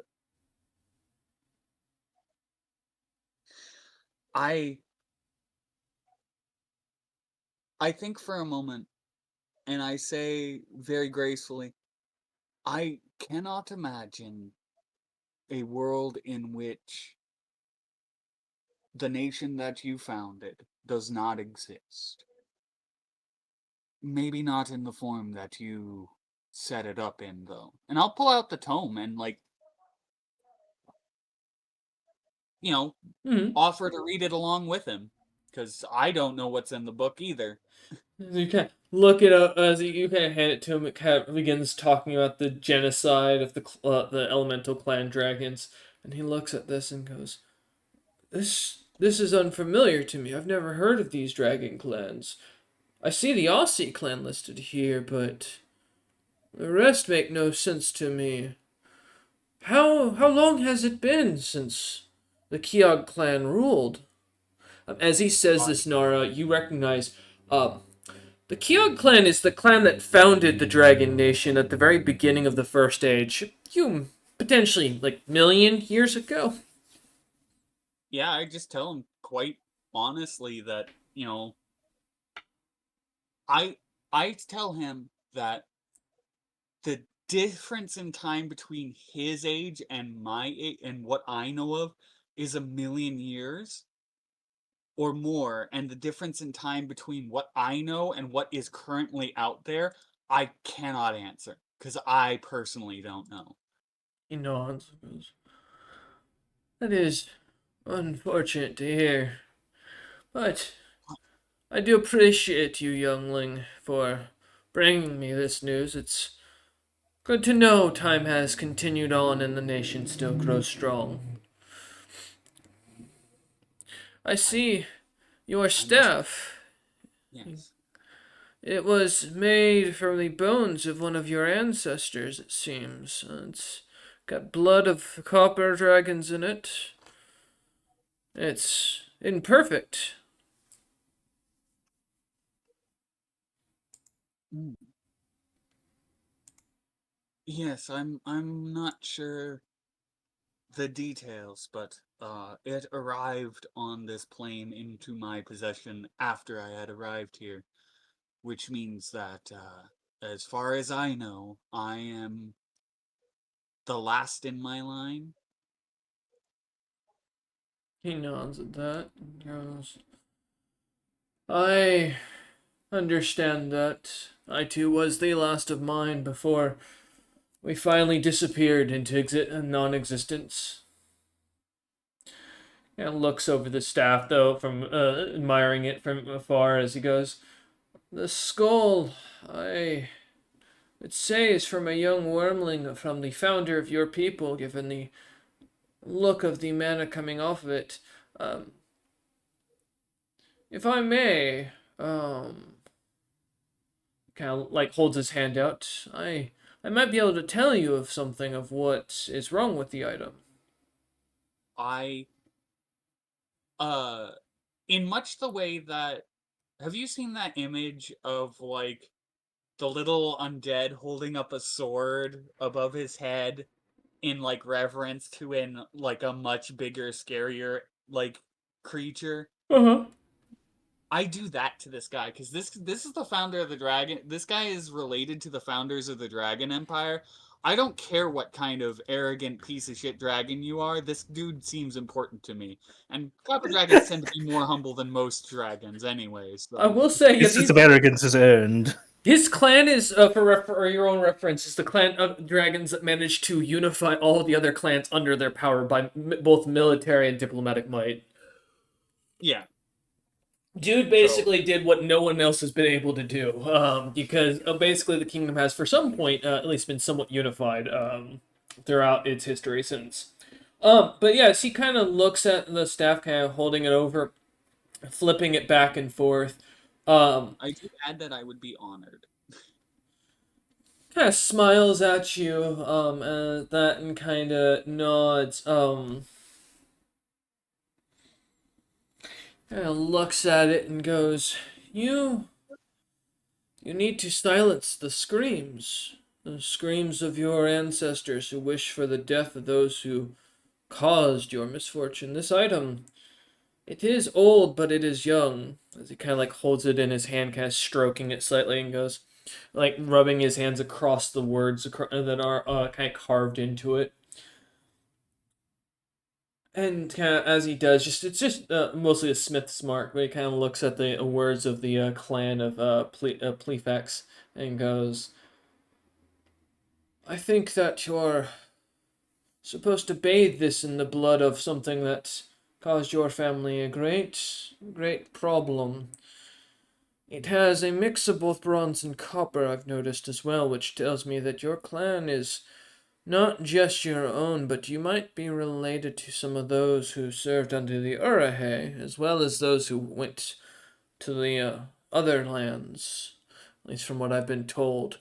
The many of the sand, bronze, and brass and brown variety of dragonkin were, unfortunately, as he kind of sighs, heavily handling you back the staff, and continues, killed a few hundred years, I assume, back, as many of them arrived in Moors when I was still enjoying my times near the exit, or rather entrance, to Moors itself. Um, you might start there and see if they know more of your clan. Many of them have stuck to the close to the entrance, trying to hopefully find a way out, as they still believe there's a chance. A large group of smiths, I believe, not of the preflex, but of one of the brown dragon clans, is there Sloven or Definka? I cannot recall, but they may have more information on your clan and would satiate this item itself and the screams it gives off. Oh, what I wouldn't give to be able to use this staff in its full glory. He nods and goes, its power will grant you back the right that the clans used to have before we dragons. As he kind of looks at Floor Snap and then eyes Wara for a second and then just kind of shakes his head and then goes back to looking at Nora and goes, back in the day before, many of us relied on the rituals of the Last Thought and his sciences. We carry relics of greater power of our clans, powers that made us a match for the Great Worms to lead individual clans, not just be in charge of them as many of the younger clans are through seniority.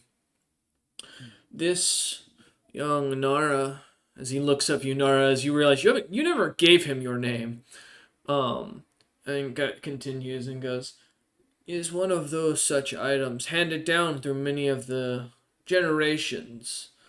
This would be from one of the founding dragon clans, which is to say, it is your family, but it is to say much older and probably an ancient branch. So I would start looking at those clans related, and you might gain further information about it.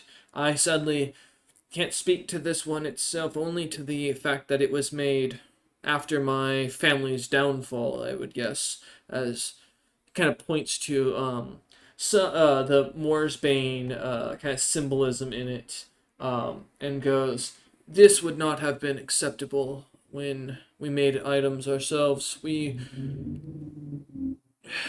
believed in specific rules of honor in my time. I must confess that I know not the ideology that went into the forging of this staff. I had never dreamed that I would be the one to hold it. He nods at that. He goes, fate is funny. I didn't expect to be the last king of the Kiog, but here we stand, as he smiles and looks between the three of you and goes, I hope, though, that guides you, young dragon, as while my path has very much come to its end, I will wither and die in this hellhole for what I've caused and what I did, and I accept that. You, I sense, have a grander story yet to tell. I kind of like, there's a mix of trepidation but also pride because dragon, hello. Mm-hmm. But I nod to this, and I once again I don't give him a theatric bow. I give him the bow of like, this is like, I give him the bow of like a 1800s person from China meeting fucking Confucius. Like that level of bow. Alright, I got you. A respectful bow. Okay. As you kind of, as you bow in front of him, he smiles politely, giving a nod of his head, as kind of seeing this as it for what it is, and looks between the three of you and goes, "Now, may I be of any assistance to you all? I'm too old to fight or to travel far. I do apologize. My services cannot be bought to travel with. I do not go anywhere, as these knees do not travel fast anymore. Took me near a year to travel here from the last town, and I don't look forward to doing the next for a little while. So, how may I be of assistance to any of you? I have a few items here for sale on my shop if you'd like to look around. A few minor pieces I picked up in my youth, well, it was of being here, not youth as in when I was alive. Uh, but there's also a few items I've made myself and with my own personal forge. Feel free to look around at the stall. Or if you have any requests, I can somewhat do some unique crafting, but you'll have to provide materials. Give the I nod think, and shake my nephew. yeah, I think Vicaret will pipe up at this point and be like, um, God, I have to get used to her new voice when she's in her wasp form. I, Laura, get out of the fucking box, god damn it. Don't make me get you out of that box. I was wondering Mm-hmm. if you happened to know anything about creating sustained magic that doesn't fade after time. Like, we know how to make things that recharge to a lesser extent, but things like certain artifacts of the old, they tend to uh, last longer without fading. A continual self-renewed magic source would be useful. I was thinking of adding elementals, like parts of them, the ones that are still alive to them, but I haven't really put it into practice yet. I was wondering what your thoughts on that were, or any hints or tips that you would have. No, it's quite easy. You offer the lives of other individuals in your crafting. Mm. And there is no other method? Not to my knowledge. I personally, as he leans down to his forge and tosses another soul coin into the fire that seems to emblazon before a little green, like, kind of flame begins to erupt, and you hear a slight scream come from it as some metal melts and seems to begin to glimmer with magic, and goes, "Not to my knowledge. In our early days, we offered the more primitive races up as sacrifices. My favorite were these short little stout folk that had these cute little furry things on their faces and would go around hunting the demons that seemed to be quite too weak for our interest to be bothered with. And they were so adorable, like little primates, tiny, creative. I saw one even come up with this thing called a hammer, and then he made a thing called the wheel. It was fascinating to watch. As you catch that he's referring to dwarves. Yeah. I see. Hmm. I suppose I could do that, but that wouldn't. Yes. Also, what do you know of this? And I hold up my arm, my upper left arm, because I now have 4 arms. I lost Kind 2 legs, gained 2 arms. of looks at it and kind of admires it and goes, "I've seen the works of it before.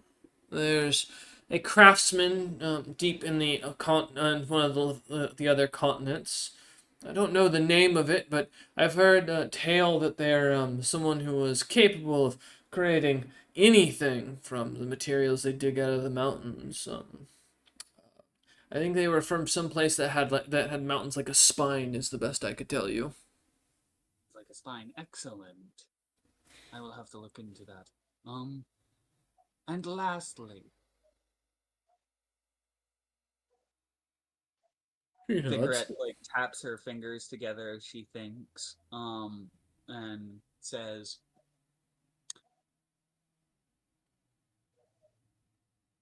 God, I had a question, but I forgot what it was. She says, I think that we found out where the bong hit went. when sometimes when I reach the limits of my creativity and go just a little bit beyond what I'm used to, unwanted effects get through. Is there a way to mitigate that, to reduce it? It takes a second and thinks and goes, there are, depending on what. Thinks, kind of rubs his chin and kind of, as he does, and goes, my advice would probably be that while the items that you all make in your time have strange effects, these effects are a curse because of how you manipulate the magics within your items. Magic, as I learned, is wild at its most potent form. The more control you put onto it, the more volatile it becomes. The reason I imagine many of your items these days have these disinterested add-ons is because of the fact of exactly that and the fact of how you deal with your material harvesting. See, when we took the living, as he pulls up a soul coin, soul from the individual creature and then crafted with its body, pulling out its personality to avoid it affecting anything of the item made, as those slain in an ill form can make an item chaotic and hateful, spiteful even. So my advice is to accept that when you're working on these items, do not control the magic. Let it flow through the item, and use the soul or take the souls out of the materials of those from the creatures you've killed that you plan to use in the items. Otherwise, you might find yourself with an item that has a personality or an ego in its own right. Um, my eyes, Vicaret's eyes, flick Mhm. over to the ridiculous scimitar that she made for Wara that is non-magic but is, +3 masterwork. As Mhm. she thinks about that one basic happy accident where she just kind of went with the flow and created that thing, Mhm. and he has said enough. It's very clear that the gears are turning in overdrive, and I'm going to break out my tools and skitter off into the wagon and get back to work on that gauntlet that I'm making for Azurus. Dragging Azurus with you, of course. Yeah. Yeah. Okay. So I have an idea. What? Just Um. muttering to myself. Yeah. As the elder song dragon kind of looks up between the rest of you, Awara, Floor Snap, and Nara, kind of smiles and goes, "Please, though, shop amongst my wares. If you have an interest for something, I'm happy to negotiate the prices. I must admit, most of my relics I sell are, well, unique but difficult to deal with. Many of them have their own beliefs and personalities." Hmm, I see. All right Um, then. I'll go have some conversations. Be right back. can Um, as you look over, I will say, with Wara and Florstep kind of walking over there, Nora, as you kind of, I assume, kind of observe, as now at this point, there's a lot in your mind kind of clicking as things are starting to put in of who this dude is, what's happened somewhat in the past, getting a yeah. little bit of info.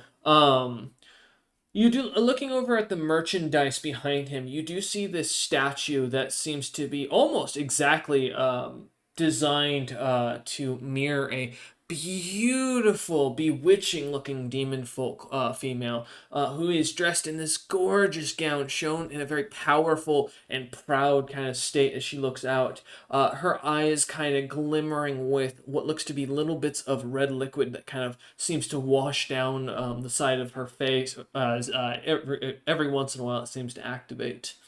Hmm. The sounds of slight crying kind of being heard from the statue as you kind of watch this happen, like a Halloween exhibit. Back in the days when like Spirit Halloweens was worth going into. Yeah. Um, you see a beautiful crescent almost white and actually rather purely white stone and wood bow that seems to be depicting of some strange elven goddess like creature casting what looks to be firebolt, but it is depicted in a bluish color, giving you the idea it might be frostbolt kind of on the display. Let's see. There's a lot of items. I can keep going. I'm gonna be honest. My inventory is 72 items off this guy. So, is there anything any of you are looking for? Or are you just looking for like the most interesting and unique looking items? I'm like specifically like kind of like great, like kind of like brushing my fingers across it, like looking for compatible ego. Ooh, all right. What's your alignment? Now it's chaotic evil. Give me 2 seconds. All right.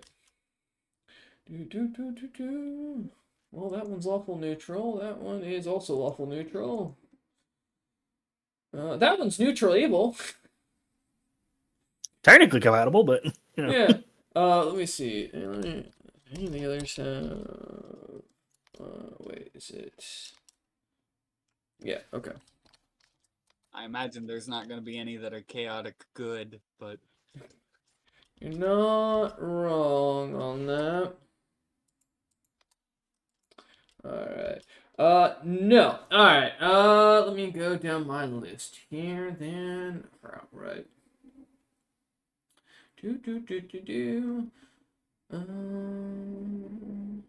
Just seeing if I have any items that that fit to make sense to it. Oh, actually, yes, there is one that is there. Well, there's two technically. Or actually, no. Here, nope. I found the very evil section. Oh my god! All right, cool. I just have to keep scrolling. I was like, wait, I know one that I have in here, which is a homebrew item of mine that became the most dangerous artifact in the 5th edition campaign. You do find an envelope. Oh no! Which I know Anthrax. doesn't sound scary at all amongst all these random relic-like artifacts. But no, as you kind of lean your hand against it, it doesn't have an ego, nor does it seem to be awakened. Or even an artifact outright to the level that the other items seem to be amongst the relics you're seeing. However, what does catch your attention about this floor snap is as you feel it, there's a strangely large amount of magic coming off of this envelope, even more so than any of the other magic items around, which is saying something, as a lot of these items are like +6 to +7 items for reference. As you kind of pick it up and look at, you see the song dragon kind of looks over at you and smiles and goes, "Ah, the ever-heating envelope. It was made by a wizard in my time period when I was a young man. It can cook anything that gets put into it. A very mad invention of his. To be fair, he was known for his madness. He invented a chair that chopped off heads because he thought it was funny. He called it the Vorpal couch. But that item, when I found his corpse down here, it was the only thing that was there. Also, a perfectly cooked body of his. Surprisingly, it smelled delicious. From what I understand from testing it, when you shove something into it, it cooks the creature, whatever it is, to the perfect temperature. But limitation seems to be around the size of the creature, not being able to go much larger than around mine or yours, as he kind of points to his medium size. I'm size large, so fair. As he kind of smiles at it and goes, "Quite a cruel item, I can confirm, though." As you kind of look at it for a second, kind of setting it back down, as you think to come back to it, you do see a collection of 2 items that catch your eye that give off chaotic evil. An executioner's axe and an executioner's hood. As you look it over, you can see the executioner's axe has a strangely evil amount of tension coming off of it. The blade of the great axe itself is stained red with what looks to be, as you look at it, some sort of divine-like blood. As you get closer to it and kind of rub your hand on the blade, you feel the nick almost immediately as it cuts you slightly and seems to absorb the blood. A divine energy seemingly coming off of it that is, as you recognize, unholy as all get out. Um, the axe itself, as you kind of look at the runes, do seem to have some strange rune that you've never seen before. It is in what you recognize as dark speech, seemingly written onto the axe itself.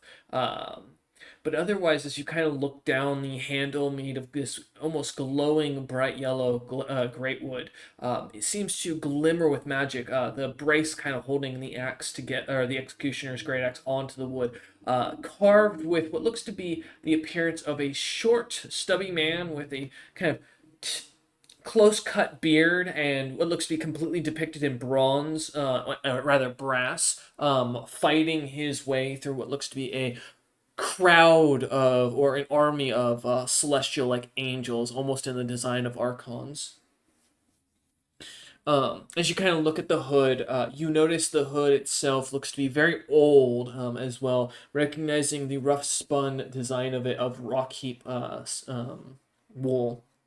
The wool, the material you don't recognize, though the metallic coolness to it is quite pleasant to the touch. It's simply light white coloration with bits of blue kind of throughout. Seems to almost give it a constant cooling effect. The inside, as you look, seems to have this beautiful artistic carving and rendition of what looks to be a group of four proto-fiends or closen, separating and going their different ways, each looking like a different kind of devil folk, if you will, as you notice the similarity to the closen histories and their four kingdoms. This looks strangely like a combination of between the two items as you kind of look it over. Yeah, I kind of like tap them, like, a little friendly, and like kind of whisper to them, like, "Well, do you know each other?" You see as the Song Dragon kind of walks over and sees, hearing you say this, goes, "The items won't speak to you. If you want them to, you need one of, or this. They're a three-parter." As he leans over to a box kind of on a shelf beside them and kind of opens it up, and you see what looks to be a fragment of a long, spindly gray finger. And goes, "This is the fragment of a god that was called the Crimson Scythe. I don't know what god this is, nor have I ever heard of it in my travels, but apparently the one who can wield this fragment can use these two items as a combination of the three. Never seen it done, but that is what those who've been able to speak to the fragment have told me." All right. You don't mind if I try, right? "Not at all. And the items are for sale, but there's no set price, so negotiation and bargaining are welcome." Can I nod and, well, time to fucking Excalibur this bitch and see if I'm worthy or unworthy. Well, good news is it's not worthy here as you walk over towards it. Nara, are you kind of staying close to Floor Snap? Yeah. Okay. Wara, you're being affected by Floor Snap's magic, so that answers my question. As all three of you suddenly kind of, or you watch, or the two of you, Wara and Nara, watch as Floor Snap kind of walks or steps over to the small little chest and picks up the fragment with his telekinesis and floats it over towards him to speak to it. And as soon as it seems to begin to float, responding to Floor Snap's magic, it seems to glow with this dark and black mana, almost seemingly to start pouring out of it. And it jettisons over towards a Floor Snap, which, as Floor Snap is not doing this, there's a little bit of panic, I imagine, just for the briefest moment, like what? Something broke my telekinesis. And as the item begins to glow and envelops the three of you in this blackened gray fire for a second, the Song Dragon screaming as he freaks out as you three burn and disappear for completely. And as you do, you find yourselves kind of standing or waking up on the floor one by one, Wara out of his fucking box. As each of you kind of feel a slight head pounding on your head, kind of standing up as you look around, seeing a cold gray stone floor. Looking to the side, a couple of marble columns which with depictions of this beautiful red-headed like poison ivy like figure kind of depicted as a great battle figure fighting off hordes of what look to be dark-skinned dwarves, as the blackened marble seems to be used to depict them.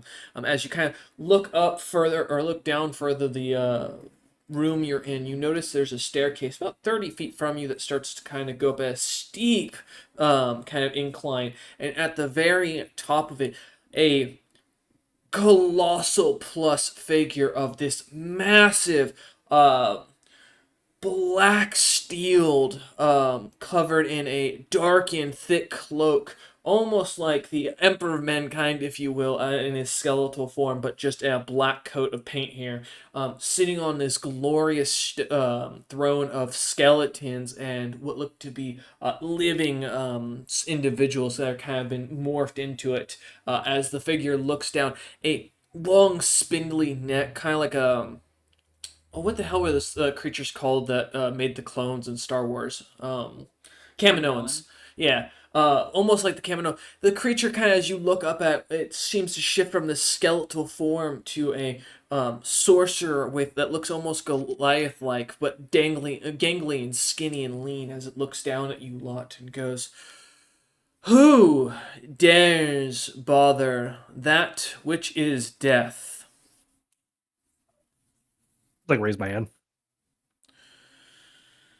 It looks down at you for a second, and as it does, kind of the creature seems to, I don't know, pause and goes, as it speaks out Floor Snap's true name, goes, I. Food save and the will save now. Oh yes, please. Well, give me the will save in this case. Since you're only hearing it, you don't have to make the fortitude save from reading it. Wara as well, please. 14. Well, good news, Nara. You'll be unconscious. What I off go the to say DC? some dumbass quip, and then I just fall over unconscious. It's like, no. Alright, what do you got for the will save? Assuming he's there. Ah, he is. He's protesting his box with silence. 22. Wara, you feel a slight, like, almost your mind beginning to cloud as a huge amount of information is processed. You barely manage to stay conscious, feeling feeling your mind kind of clouding and then dissipating as Floor Snap's name, a true name, is actually said. Not like the Esteban Montoya thing from Sweet Life of Zack and Cody with 30 different names. The individual creature seems to continue on as he finally stops, takes a breath, and goes, "You dare enter my quarters, my domain, thinking yourself a champion to death itself. When you breed with the Orcusai." To be fair, I've made you a great many offerings. You creatures are nothing but savages, thinking that you just get whatever you want if you just pine for the gods. So that makes you weak and worthless. I will not grant you my boon, my championhood to take these items. Instead, I will warn you to stay, or to rather watch what and who you decide to draw power from. For soon you will be drawn to an individual that will cause the demise of all. That's like a win for you.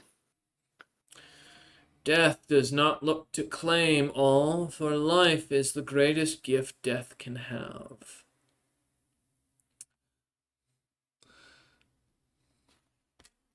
kind of stops and looks amongst you lot, and then waves his hand as you begin to incinerate again and dissipating back to the Moor's plain. As you see the Song Dragon kind of panicking, looking over at you guys as he freaks out, seeing Nara unconscious and looking between Wara and Floor Snap, wondering what happened. The box now completely gone. Well, we won't be taking that item. He nods at that and goes, I imagine so, given the box sealed itself back up as soon as you disappeared. I've never seen it do that before. I was personally offended at my touch. Maybe warn a guy if you're gonna incinerate yourself. In my defense, I didn't know it was going to do that either. He nods. There's no box, Wara, it's gone. Oh man. It'd be funny if like this is how I start my month-long hibernation and now I'm just playing fucking Vicaran. No, as Nara kind of begins, or kind of lays there, the Song Dragon kind of leans over, and I will roll my heal check for that real quick. Okay. I have a massive modifier, because this is, because it's the only thing I'm good at, besides making things. Well, hey, Nara, as you feel or as you smell something kind of suddenly catching your nose, you suddenly find yourself waking up as you look up and see, this Song Dragon kind of waving what looks to be, some sort of pinkish, like fleshy sack with a greenish ooze that's slightly pouring out as he squeezes it. It makes a kind of a sputtering wet sound, almost like a fart basically coming out of it. As you smell this horrid scent that just suddenly causes your entire mind to clear as you look up at him. Yeah. I blink rapidly, and then I kind of groggily stand up. Mm-hmm. And I say,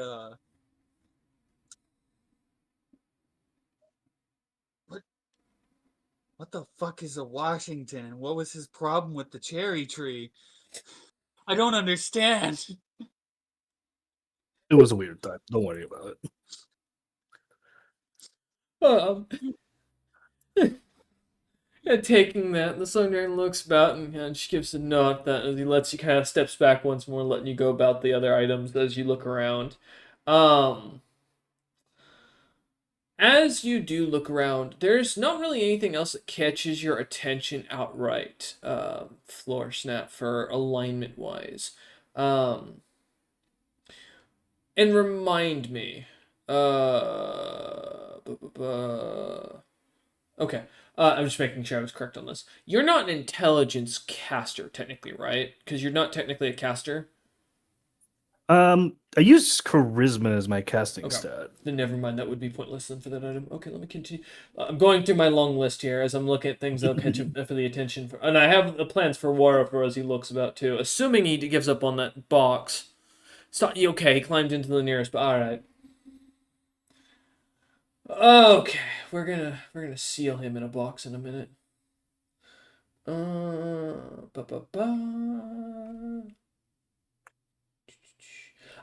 The last item that catches your attention, Floor Snap, is actually something that's not. There's a couple of unholy items here and there that, they're cool, but they're not chaotic evil, and they're also tied to gods, which, you don't want to have to serve a god as you kind of look at them, realizing most of them are from dead gods, but that doesn't make it any better as you kind of look them over. Well, the guy was supposedly dead and still fucking came back and was like, no, I fucking hate you. Exactly. So we're not risking that shit again. As you kind of walk over, though, you see this strange painting that kind of catches your attention because it has two things it shows you. The first, as each of you, Nara and Warka walk over with you, looking at it as well, shows each of you a depiction of what looks to be Azurus stabbing each of you at different points in the same town that looks like similar to what you've been told the town that where everyone enters into Moors looks like. same place you're currently going as the last page had kind of directed you. And as you notice, each time he stabs one of you, he has this evil grin and seems to be using a dagger made with this blue-like rock that seems to cause a almost siphoning to whatever the thing is taking out of your bodies. As each time he stabs each of you, your bodies seem to start to grow weaker for a moment as he seems to empower himself, smiling at the end as he seems to run off, vanishing into out of sight. The only thing each of you catch as you watch this is that, according to the order between what each of you kind of figure out, is it will be Wara first, then Nara, and then Floor Snap. That's a stupid order to do things in. I know, right? He's working up to it. I look at Floor Step. I'm like, look at this is a comedy. I lack the talent to write because. Wow. The second looks to image that each of you see is an oracle of sorts. This beautifully ordained female figure of what looks to be giant descendancy, dressed in glimmering silks that are just barely clouded enough to not be see-through. Gemstones kind of fluttering in the wind as she dances about, and then you see as looks to be a familiar place, though none of you are able to put it exactly where it is. A beautiful, glorious looking chambers with a bunch of statues depicted, kind of all along the sides and edges of the this what looks to be a long hall with multiple tables and chairs kind of set out in a beautifully ordained and noble kind of design. As this oracle kind of dances around this chamber, suddenly a shadowy figure comes up behind her and seems to cut into her throat, slicing it clean through as she begins to bleed out, trying to scream, holding her throat as she looks up, and the shadow seems to disappear off of the painting, as she looks almost into each of your individual eyes, weeping and looking in dismay as she slowly and quickly dies, eventually her body collapsing and the painting returning back to her, dancing once more to repeat the same seemingly imagery again.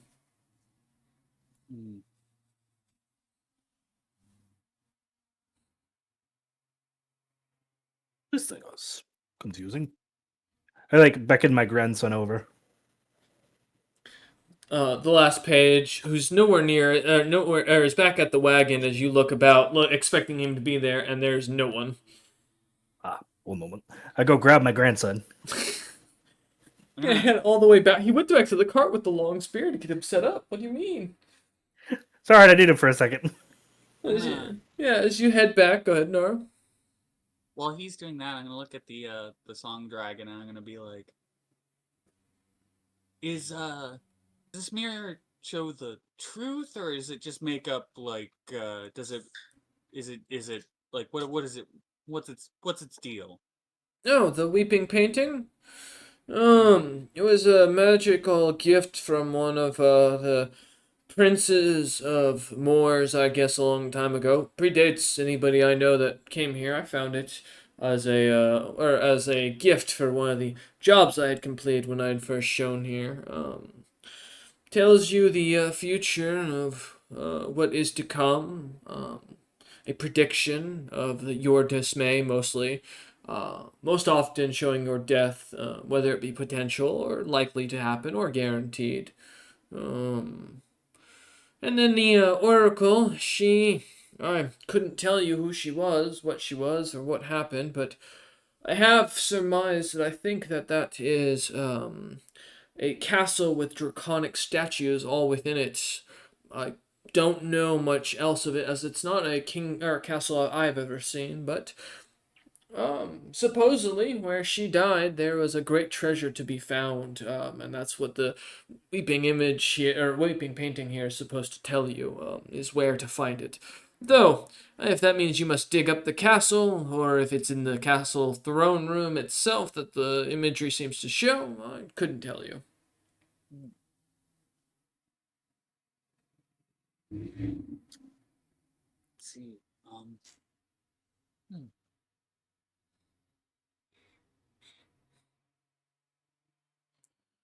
Kind of looks at Yeah. you. Go ahead. I just quietly say under my breath out loud, man, he should have worded that contract better because I have to protect them from him, which means I'm. As you kind of mutter this, he kind of ignores you, staring at Wara, who has dragged what looks to be a box from one of the abandoned merchant stalls over, and is just laying it as he looks, peeks out of it. Was the crystal box that I crapped out in like 3 seconds not good enough for you?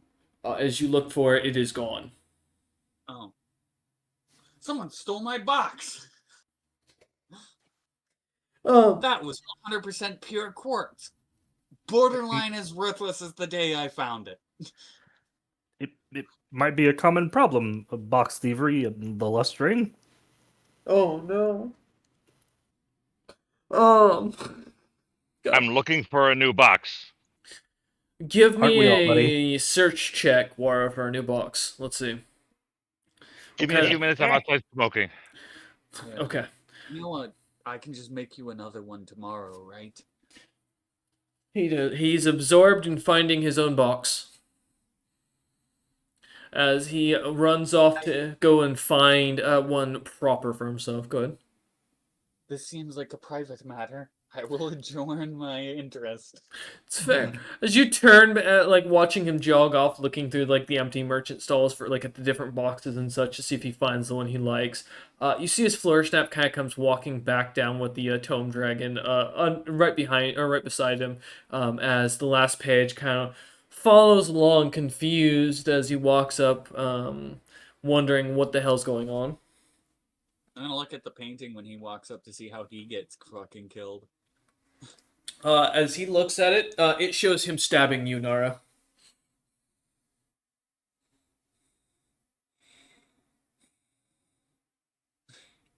That's all it seems to depict is him stabbing you, and that's it, seemingly in a busy town. Although the town is not the same one as you had seen a moment ago. It looks to be a town full with dragonkin kind of walking up and down the streets.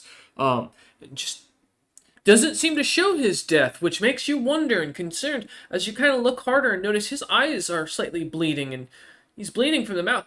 And as you kind of recognize, he is dying in that image, but he apparently seemed so intent in this death to kill you that he died killing you. I'm gonna look over at him and be like, I didn't know you were dying to penetrate me so badly. God fucking damn it. As you say that joke, he just glares over at you with disgust in his face, on his face, clear as day. I close my eyes and I say, I'm sorry, I am a mature adult copper dragon at this point. It's gonna keep happening and it's gonna get worse. God damn it. As guys say this, we cut over to Wara as he's like walking through, digging through chests and such. You know, finds a small box and looks at it, kind of can't get into it. Finds a beautiful glimmering chest that's about 2 inches too small, just a little bit uncomfortable. And then finally finds this long crate that has a beautiful silk cushion in it. It's just slightly worn in, like something had been laying on it, but now is completely free space. As he kind of, as you look it over, Wara, it looks to be comfortable as all hell. I get in. All right. As you climb in, a moment or two goes by, and we'll come back to you in a second as you hear people talking in the background suddenly in Infernal going, Yeah, I sold that creature. It's the one in the crate. As the crate starts moving, and you see the lid beginning to close, Wara. Wara's about to get homeward bounded. I bat at the lid. Okay, give me a strength check.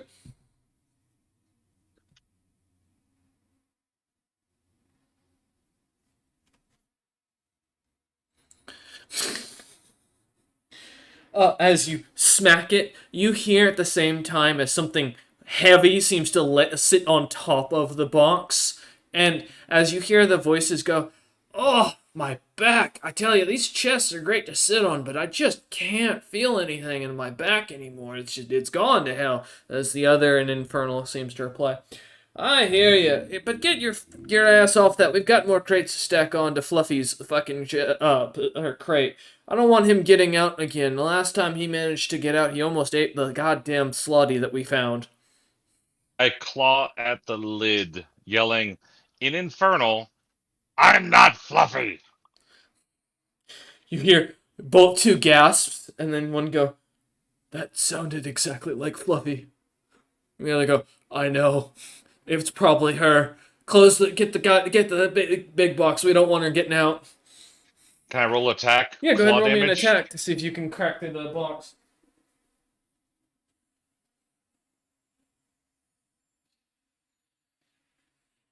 24 to hit. That hits. Roll your damage.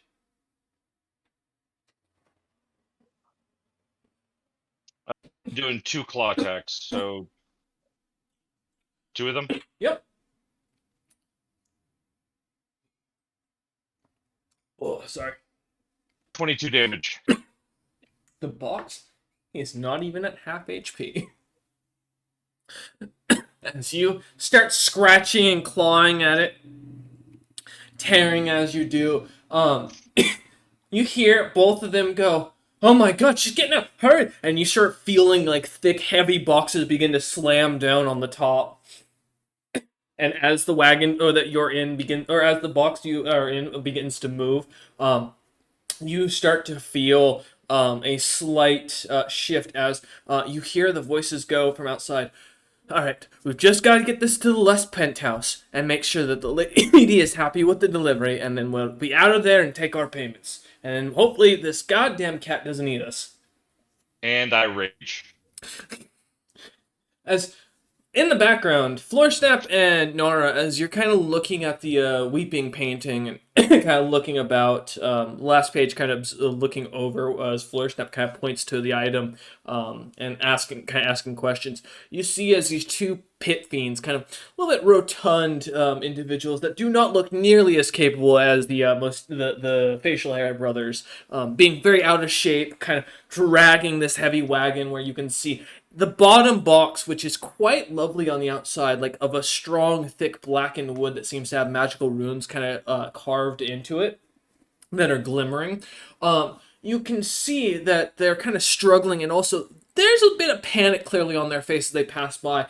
And you start hearing for a moment a roar, and then silence as something from within the cage seems to get angry.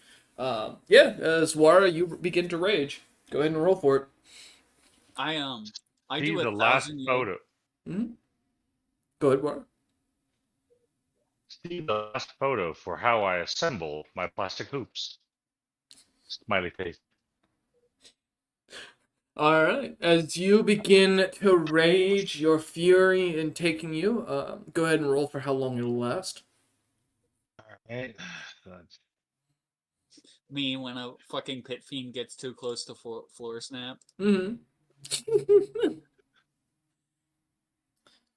It's gonna last for 13 rounds. Oh my god! All right. On my roar. Mm-hmm. Let's see. That'd be.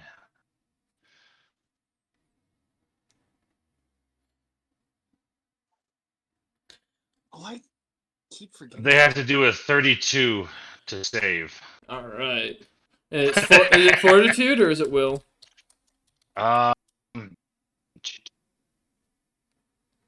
It's fortitude twice. Okay. All right. So I'll just do this twice then. All right. They both fail, and both of them on the first round, right? Yes, that's correct. Okay, and I have to figure out where it was at because that means fall asleep. As you kind of see, the sound goes quiet suddenly, and as Nara and Floorsnap, as your attention's kind of drawn to the street and the kind of strange conundrum that's going on, the sudden distraction, you see both of the pit fiends immediately just kind of blink their eyes, and the one kind of pulling the wagon kind of falls forward, dragging the wagon slightly on top of him as it grinds onto his foot, and you can see that's going to hurt here if he's not pulled off of him. The other just Oh, seems to shit. collapse. They're both asleep for 4 minutes. Okay. So that's 40 rounds. Laura is now officially stuck in a box under a bunch of boxes, and his captors are at least unconscious as they just fall asleep in the middle of the road. As Nara and Floor Snap, as well as the Song Dragon merchant, kind of look on watching this, and then Song Dragon just shakes his head as he looks back at Nara and Floor Snap and goes, "There's always something going on in this city, or this stop, I tell you." Oh, And then I had to roll. it's often better to be an observer of the Sword. chaos than to be a participant in it, unless you're that guy. And I point to Floor Snap. I like closed my mouth as I was about to say something. I was like, no, that's fair. Where was it? Oh, it's See, what this is called foreshadowing for when the DM's planning to set up Wara to be sold into slavery. I'm gonna Mhm. while everyone's distracted, I'm gonna test the distance of the painting by skirting away from it to see what happens if last page is the only one standing in front of it. Okay. It only takes you about another 5 feet of movement to the side before it just shows him standing there almost perfectly. Nothing changing about the image, just him standing in front of the stall.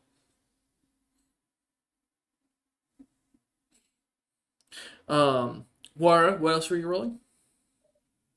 I had to roll against the sword, but I need to find the link. Oh, got you. Which The sort of what was it? are you talking about the shield of Moitland? Yeah, I have to roll against the shield of Moitlin's Folly, Yes. but I need to find out what it was that I had to roll because I'm trying to find the link.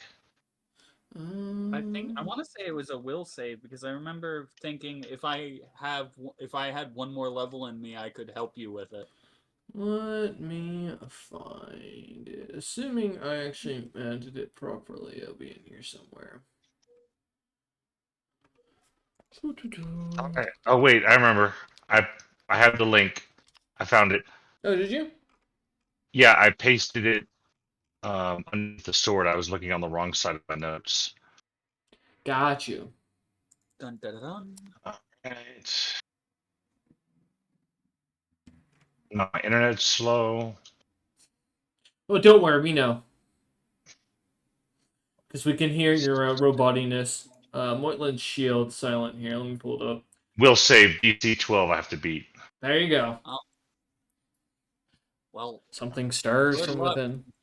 Sure, you'll need it. Watch him roll a 1. I'm waiting for it. I have to roll a 1 or a 2 to fail. Yep. I maxed it out, Hell yeah! There we go. so I did not fail that one. It's true. And I'm gonna do 2 claw attacks. Mm-hmm. All right, let's see what you got. Go ahead and claw at the wood again.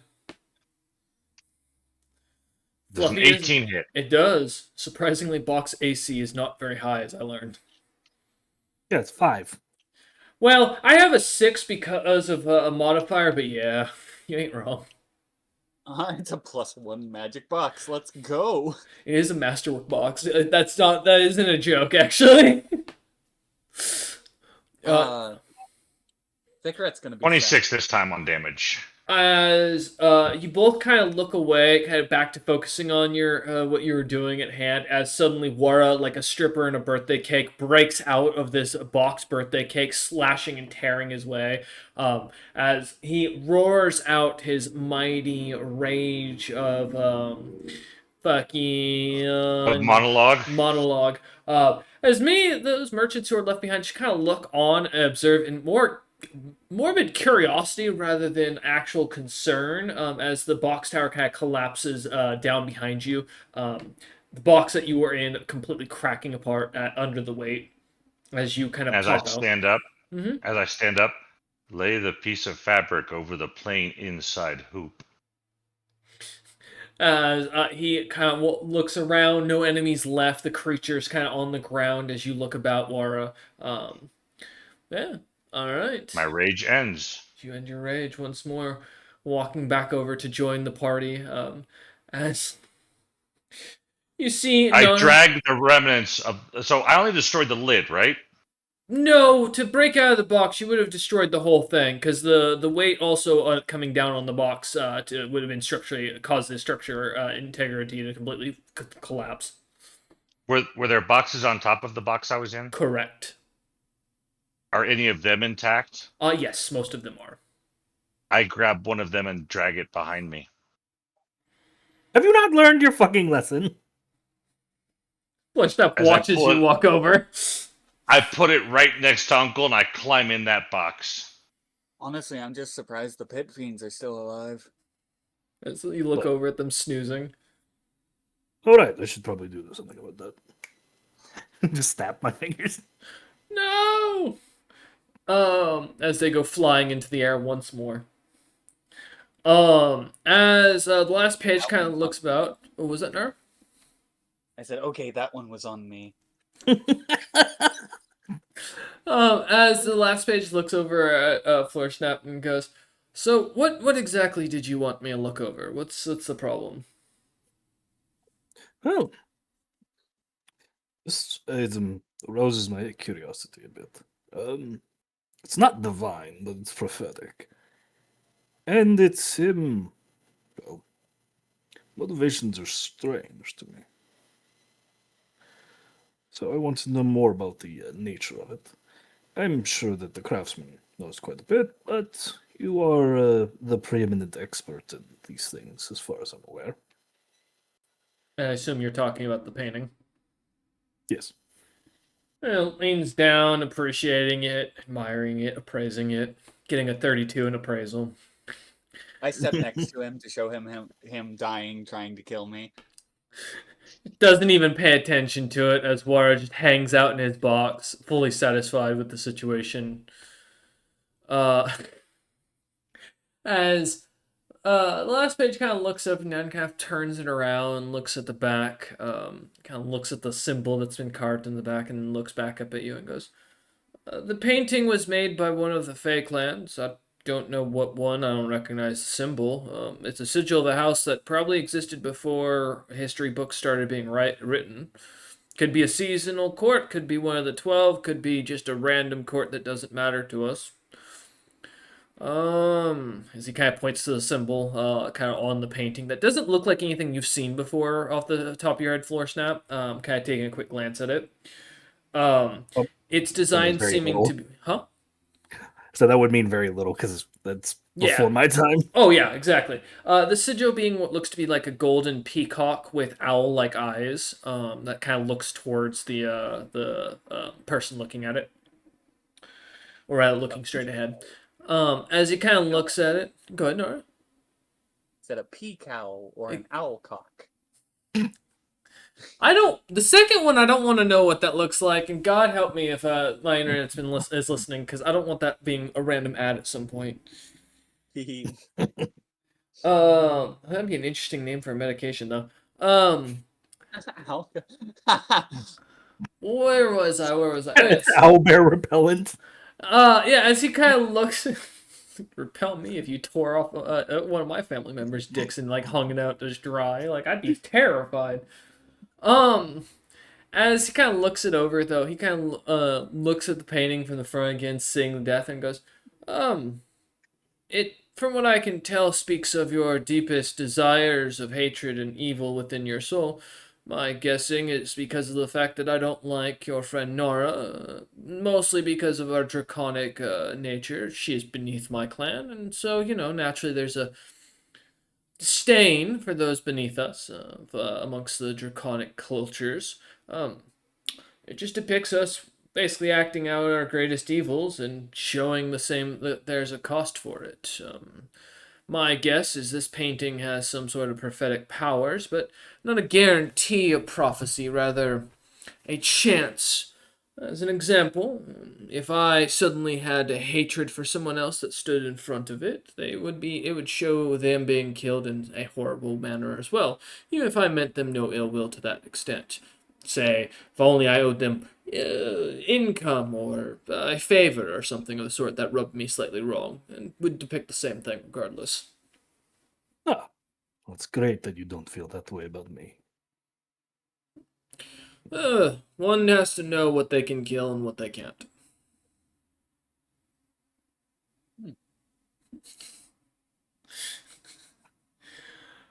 He kind of shrugs and goes, but the rest of these relics are quite valuable. Most of them, though, I don't believe are able to be taken with us, unfortunately.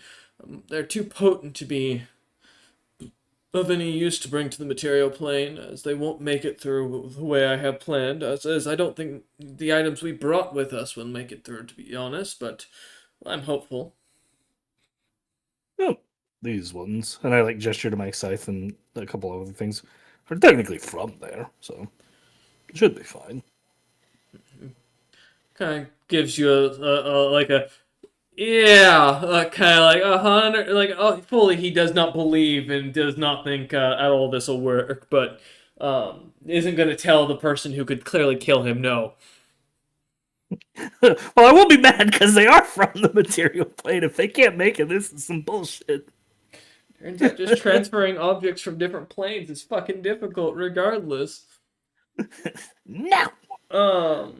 But as you kind of, or as he goes, or as you look through all the rest of the relics, he kind of points out that, hey, given the prices on these things, Snap, I don't think it would be good to spend the money, given they are mostly going to have individual personalities that will overwhelm those amongst the party.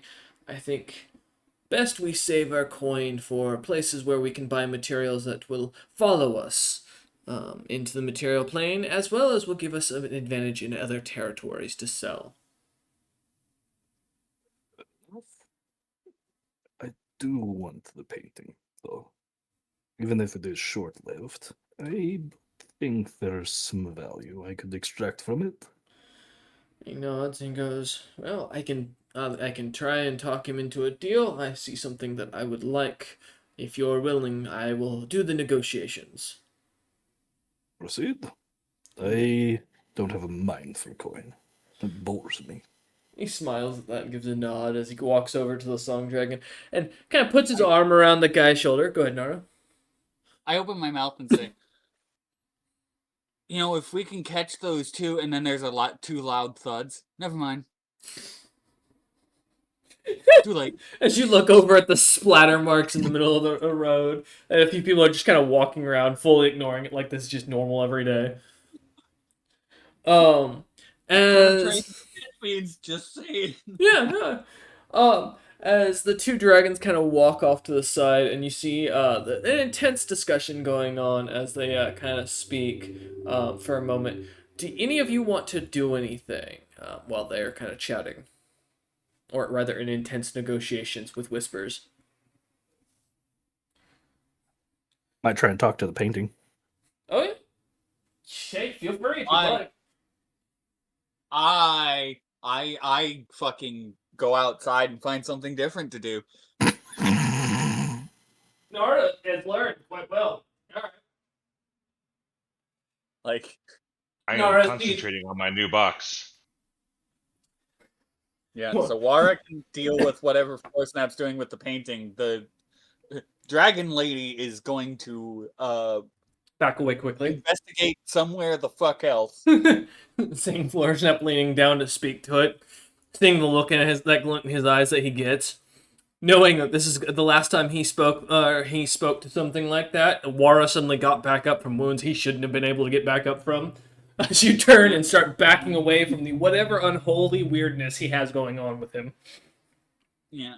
I mean, it's not your business. If he's tied to a god, good on him, You don't need to know. The less you know, the better, right? I found religion. It's me. Yeah. My job is to keep as many of these people alive as humanly possible, Mm-hmm. or as draconically possible if I'm feeling generous. Um, so I assume he's got this covered. Yeah. She kind of seeing the cart still has a couple boxes that Wara was in, and those two are unconscious. You know, well, no, dead actually rather. It doesn't hurt to go take a peek in those boxes, see if there's anything of value. As you kind of walk over there, just to find something that's not involved in whatever's about to happen going down. As you kind of not turning your back, but keeping your self off to the side so it doesn't look like you're involved in whatever's happening. As you can, but still allowing you to kind of watch what's happening. Yeah, if any of the boxes are specifically claimed by someone that I believe is still alive, I will send that person or the courier service a message letting them know that those boxes are here, but only after I've looted the ones that are unmarked. Okay. Yeah, as you start pulling things out, finding like large amounts of what looks to be just iron, silver, and bronze, like in metal bar form, just kind of stacked up. They aren't marked going anywhere, as you note, and they do have a business mark on them. But as you recognize the business as being what those two pit fiends were running a moment ago, seeing the stall a few stalls down, now empty, where their signs kind of still hanging. I mean, this is free dibs. There's like 35 pounds of each. Yeah, I'm loading it into our cart and making a note that fucking Vicarette is stuffing that into her bag every time it gets added. Okay. All right. As you add that, Floor Snap, what are you? What's the plan? What are you gonna do to cause chaos now? Uh, I'm just like, set up like a little stool in front of the painting, kind of like admire the colors and everything for a moment, and then turn to it, whisper gently, and say, "I give you leave and permission. Speak to me freely." All right. Now, before Floor Snap says this, as he's sitting down, Wara, you got your box. As you're kind of are you gonna just kind of make the box more comfortable, or are you gonna sing this try and escape? I am concentrating on the box, and I am going to fit in the box. If I sits, I fits.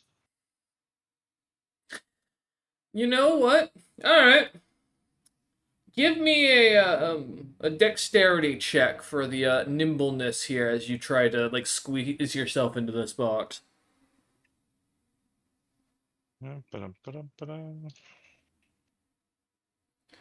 Today, Wara has gone from devil folk to beast folk.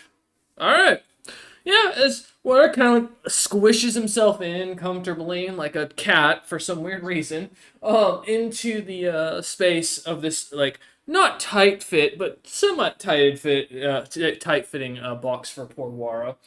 As you squeeze in, managing to get your armor to kind of maneuver just to the right position to let you in. It's not comfortable. And you definitely can't get moved now, Wara, as you try and push up. But hey, you're in the box. I fits, I sits. Fantastic. Okay. Floor Snap. I kind of want to make the painting blow up in your face so I can kill Wara with it. But I'm not gonna do that, don't worry. As you speak to the painting,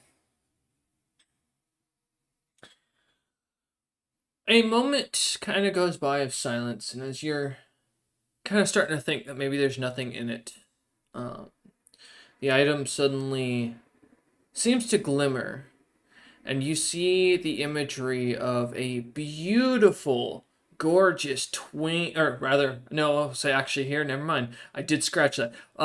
Bear-like man, hairy, but muscular in all the right places, curvy, just gorgeous in appearance, right? Herculean though overall. Looks out at you with gray skin, long white hair kind of flowing down his back. Nothing but a couple of leaves to cover his most lewd portions of his body.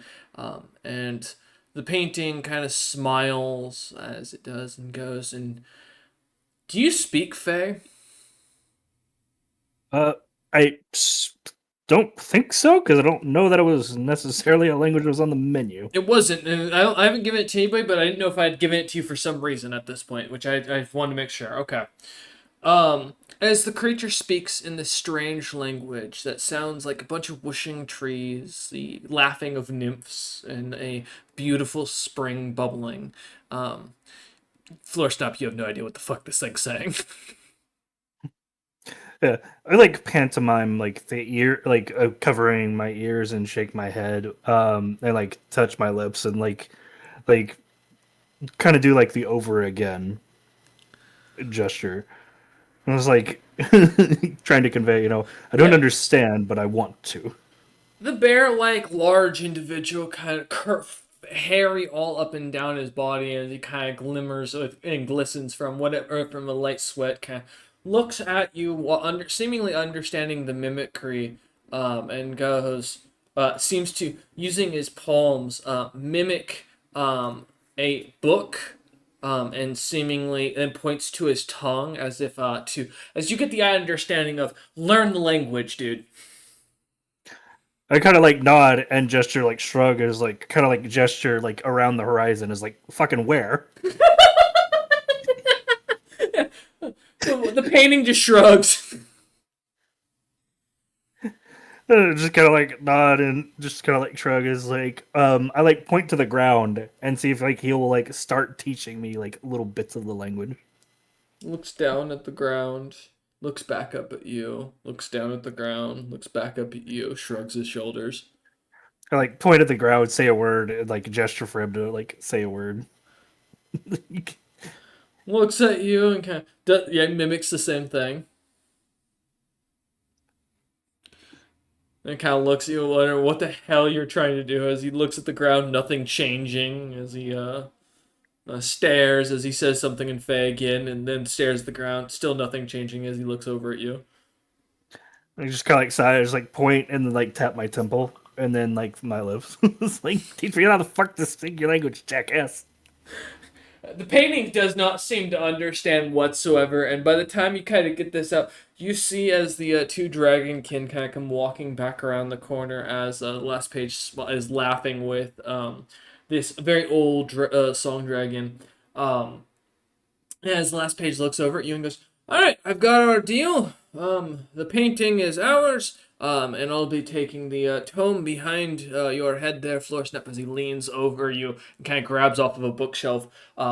This thick manuscript, kind of leather-bound book that is just gory as all hell, covered in what looks to be bits of viscera and blood that doesn't seem to go away as he kind of grabs it and puts it into his bag of holding on his hip and smiles and goes, the painting, he agreed he'd give it up for the materials of, well, a few things I had on hand.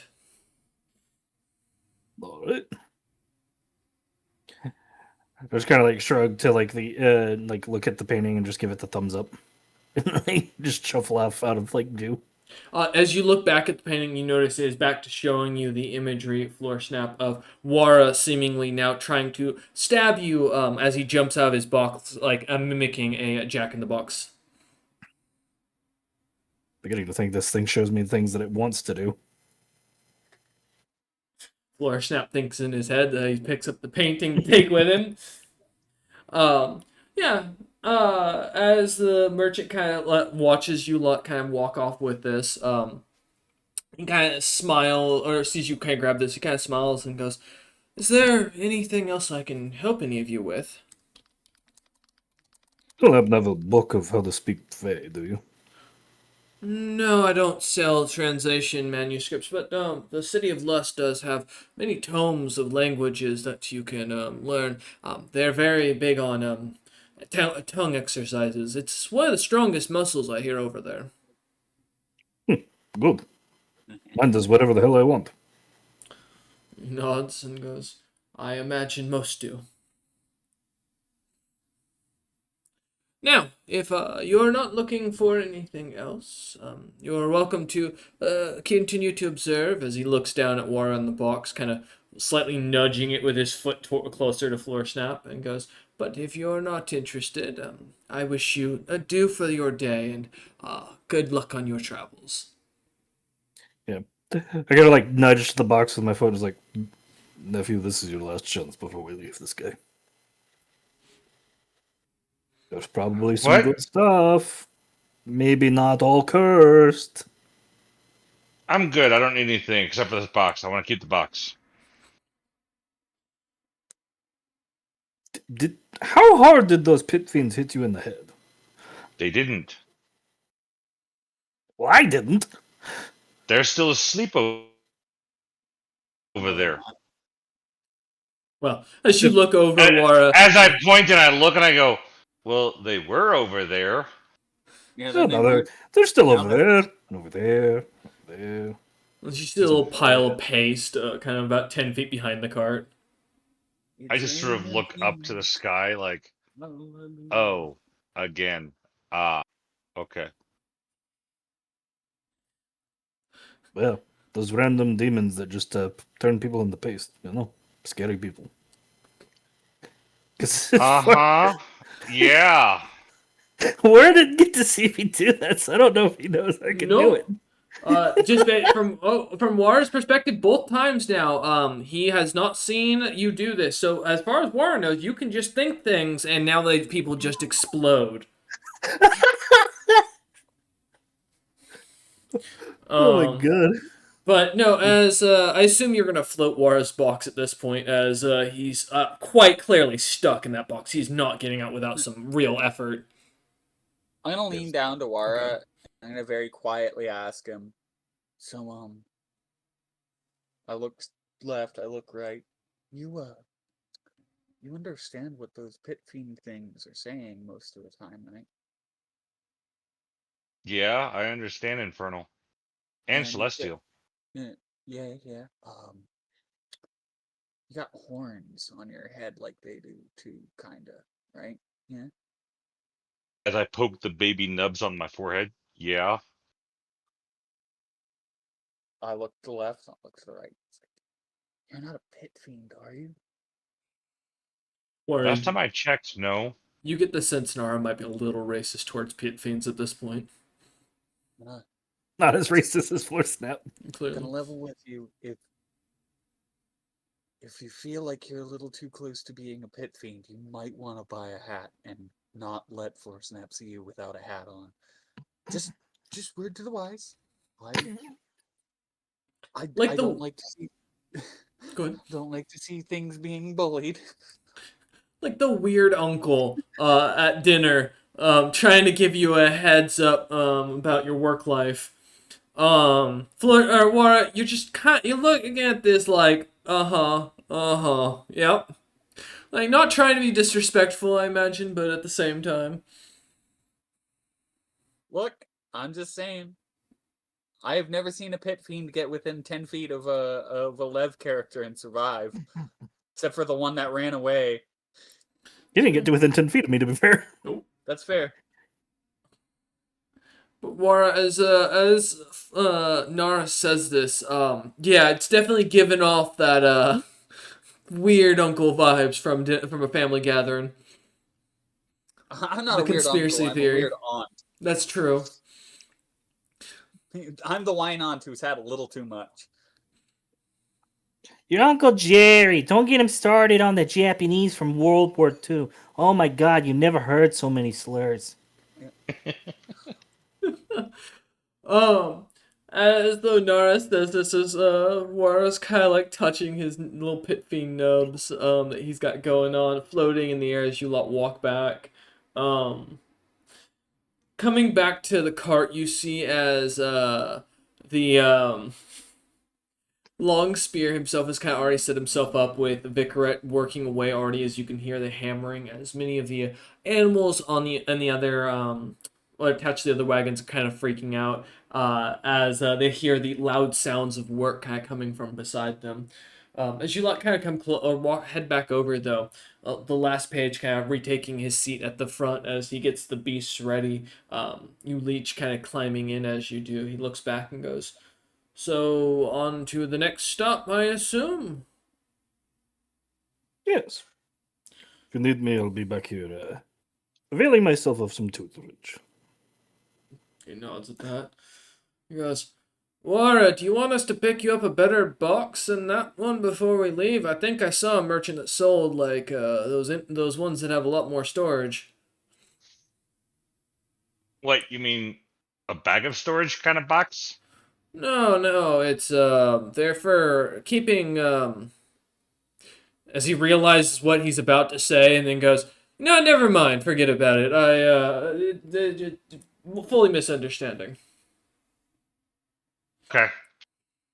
As he almost implies, or I think realizes he's implying you're an animal for a second, or was about to imply you're an animal for a second, and realizes quite quickly, as he quiets down. Um, and looks back though and goes, if there's nowhere else you wish to stop, then I will kind of hits the reins and as the beasts begin to howl and kind of back up and the wagon begins to move. And he goes, um, there are multitudes of beasts that we need to watch for, so be prepared still while you busy yourselves. The first month of travel shouldn't be bad, but I can't speak for the next couple after that once we hit the middle territories where there's less patrols and less people going through them. So we have an entire month of relatively safe travels. That's from my understanding. It's very heavily populated for the first month along the way, and then, like I said, around the second month, that'll be when we hit our what I will call our hiding part of the trip, where we'll be very quiet, as they are hunting rabbits and we are unfortunately the rabbits.